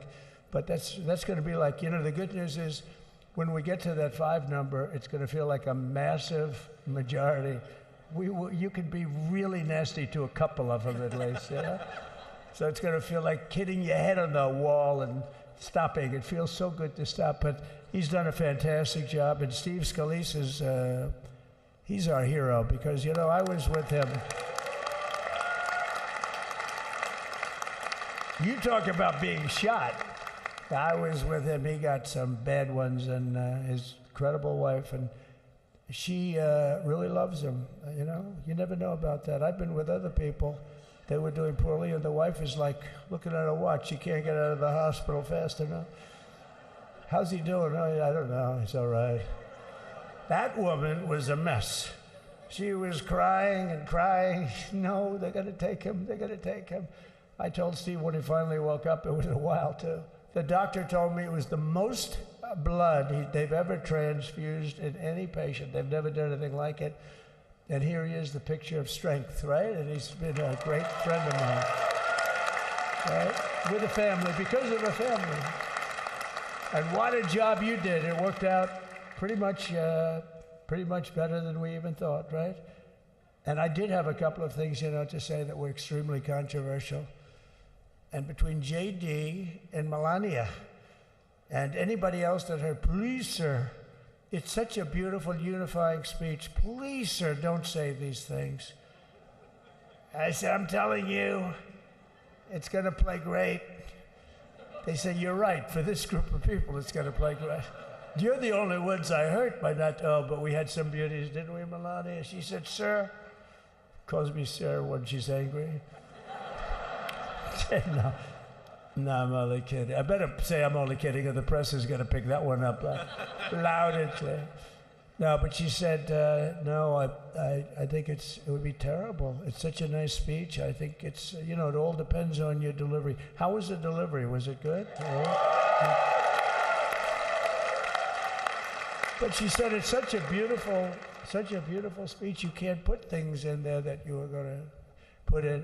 And I was going to talk about the J6 hostages, but you'll be happy because, it's action, not words that count. And you're going to see a lot of action on the J6 hostages. See a lot of action. And I was going to talk about the things that Joe did today with the pardons of people that were very, very guilty of very bad crimes, like the Unselect Committee of Political Thugs, where they literally, what they did is they destroyed and deleted all of the information, all of the hearings, practically not a thing left. They deleted all the information on Nancy Pelosi having turned down the offer of 10,000 soldiers. You wouldn't have needed 10,000. You could have had 500, and it would have stopped. Because we may have had 1 million people that day, the people that were there. You don't see any photographs, but we have a lot of great photos. But you don't see those photographs. They don't put them in. They show the people at the Capitol. But I was talking about that. I was going to talk about that. They said, please don't bring that up right now. You can bring it up tomorrow. I said, how about now in front of the I'll bring it up right now. You know, this little time delay is good because we're getting great reviews on the speech. Now watch. They'll take the speech and say, I didn't like it because he left there and he's talked to people. But we're giving you a little more information than we gave upstairs. But no, they pardoned a lot of people. They pardoned, before we even get to today, they pardoned, 33 murderers, absolute murderers, the worst murderers. You know, when you get the death sentence in the United States, you have to be bad because they don't give it much. And he pardoned almost everybody having a death sentence. And if you went through the crimes that were committed, you wouldn't even believe them. The level of violence, the people that were killed, the innocence of people that were killed and children killed by these people. And he pardoned them for whatever reason. He spared them, but they didn't spare the people that they killed. And you know, who knows what happens in the future. It's one of the worst because a lot of times they let them out early after that. You know, they say you're going to be in for life, but then all of a sudden they get let out for good behavior and then they go on a rampage. You know, it's one of those little things, right? But I was going to talk about that. But I was really going to talk about the level of, you know, what's going on. Why are we doing this? Why are we trying to help a guy like Milley? Why are we doing Milley? He was pardoned. What he said, terrible what he said. Why are we helping some of the people? Why are we helping Liz Cheney? I mean, Liz Cheney is a disaster. She's a crying lunatic and crying Adam Kinzinger. He's a super crying. I never saw the guy not crying. He's always crying. I looked at him. I remember years ago he was actually on my side. And then one day, you know, when you don't want to kill people in wars, they turn against you. Liz Cheney hated the concept of not going to war with everybody. Let's kill everybody. Let's spend a lot of money on military equipment, you know, where her father works, right? And, but what she did was incredible. Think of it. They destroyed and deleted all of that information that went on for almost 2 years against Trump. And the reason they did, because it was all false, like the person that said, I tried to strangle a Secret Service agent. That's one of the toughest human beings I think I've ever seen. I actually had a friend saying, please don't change that, sir. You are the coolest sucker in history. Remember, she said, I put my hands around his neck because he wouldn't go to the Capitol. Made up fiction. And I was rebuffed. And the guy on the right is a massive weightlifter, probably stronger than me. Do you think he's stronger than me, honey? You know who I'm talking about. Possibly stronger than me. Slightly younger than me, like, I won't say how many years because I don't want to talk about that, but a lot of years. But I had a friend that said, why are you disputing that story? That's the coolest story I've ever heard. That I would attack a karate champion, get slightly rebuffed, and then throw my arms around a guy with a neck about this big. Even though there are bars, you know, there are bars, you can't really do that anyway. So I wanted to talk about that. But all of that stuff got deleted. And the reason it got deleted is they were all caught in lies. You know, Secret Service testified, and they said it didn't happen. Actually, the two guys were very embarrassed. They're suffering because their friends are saying, did Trump really do that to you? But they gained a whole new respect for me. But it was just make-believe stuff, and there were a lot of make-believe stories made up. So rather than suffer the wrath, like the story with Nancy Pelosi, I offered her 10,000 soldiers. She knows it. She admitted it on tape that her daughter made. She's a videographer or whatever you call her, which I'm glad she is. Oh, she can't be in good stead with Nancy. But Nancy said it was my responsibility as she's leaving the Capitol. She said it was, and it was. She's in charge of security at the Capitol. But I offered them up to 10,000 soldiers, even more. One time I said more, as many as you need, but you needed 400 or 500. If 4 or 5, you 10,000, that would be more than the number of people there by lot. But we offered her 10,000. Think of it, 10,000 soldiers. In other words, J6 wouldn't be J6. There would have been no J6. But she rebuffed them. She didn't like it. No, she didn't like it. Maybe she wanted that to happen, but she's guilty as hell. And now we would have to go through the process because they destroyed all evidence. They deleted everything. There's virtually nothing left. The other fake story and so many other fake stories. And many people came out on our side, and those people now would gotta find them. There's nothing left. So that's a criminal offense. If that were a civil case, it would be a criminal offense. If that happened civilly where you did that, it would be a criminal offense. So I decided I'm not going to make this speech complicated. I'm going to make it beautiful. I'm going to make it a unifying speech. And then when they said we have a group of people that are serious Trump fans, I said, this is the time to tell those stories.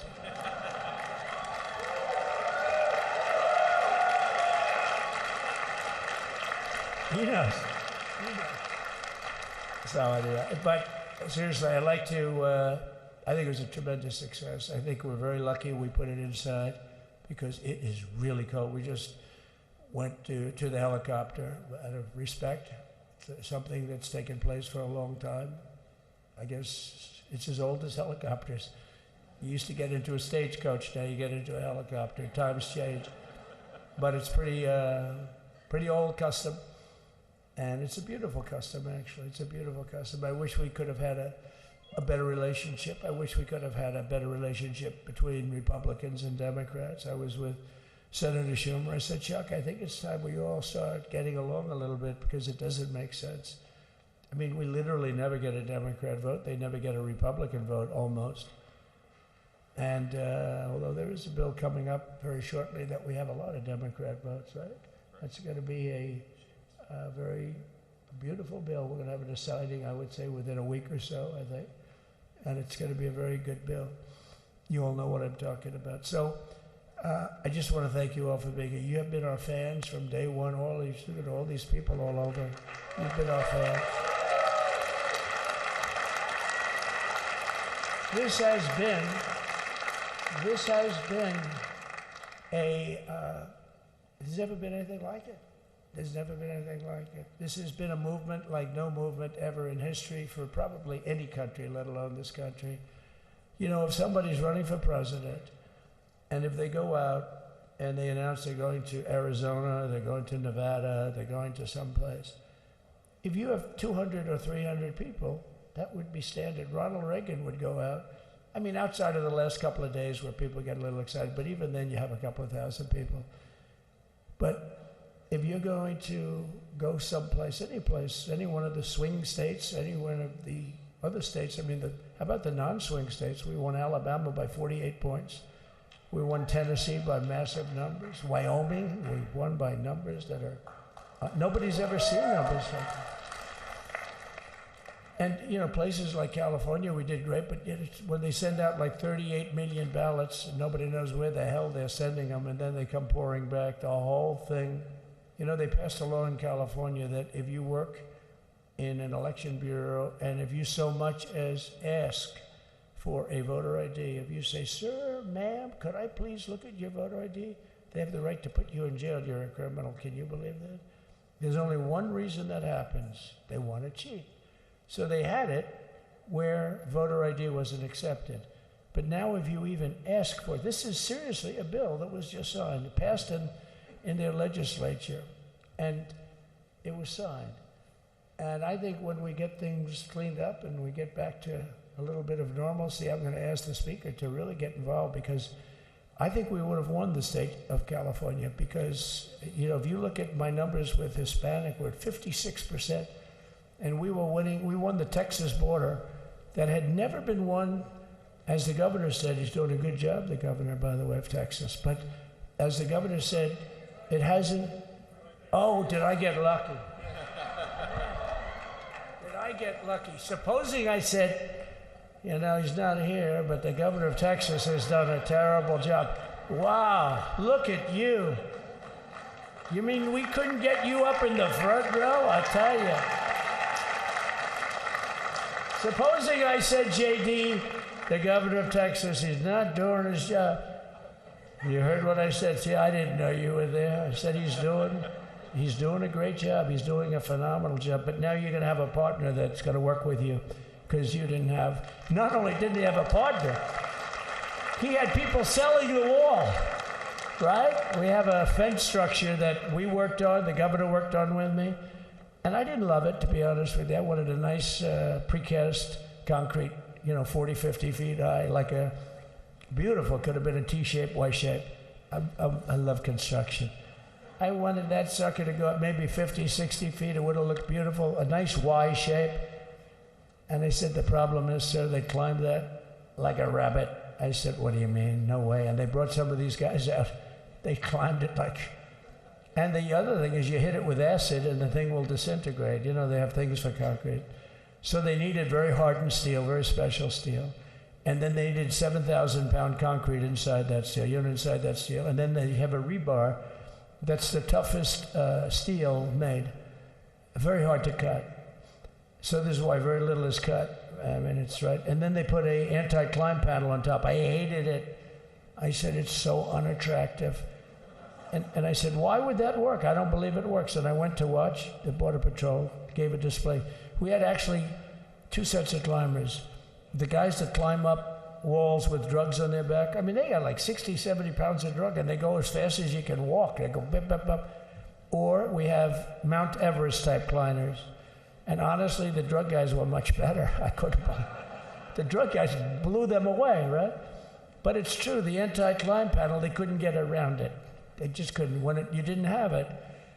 So sometimes you sacrifice beauty for efficiency.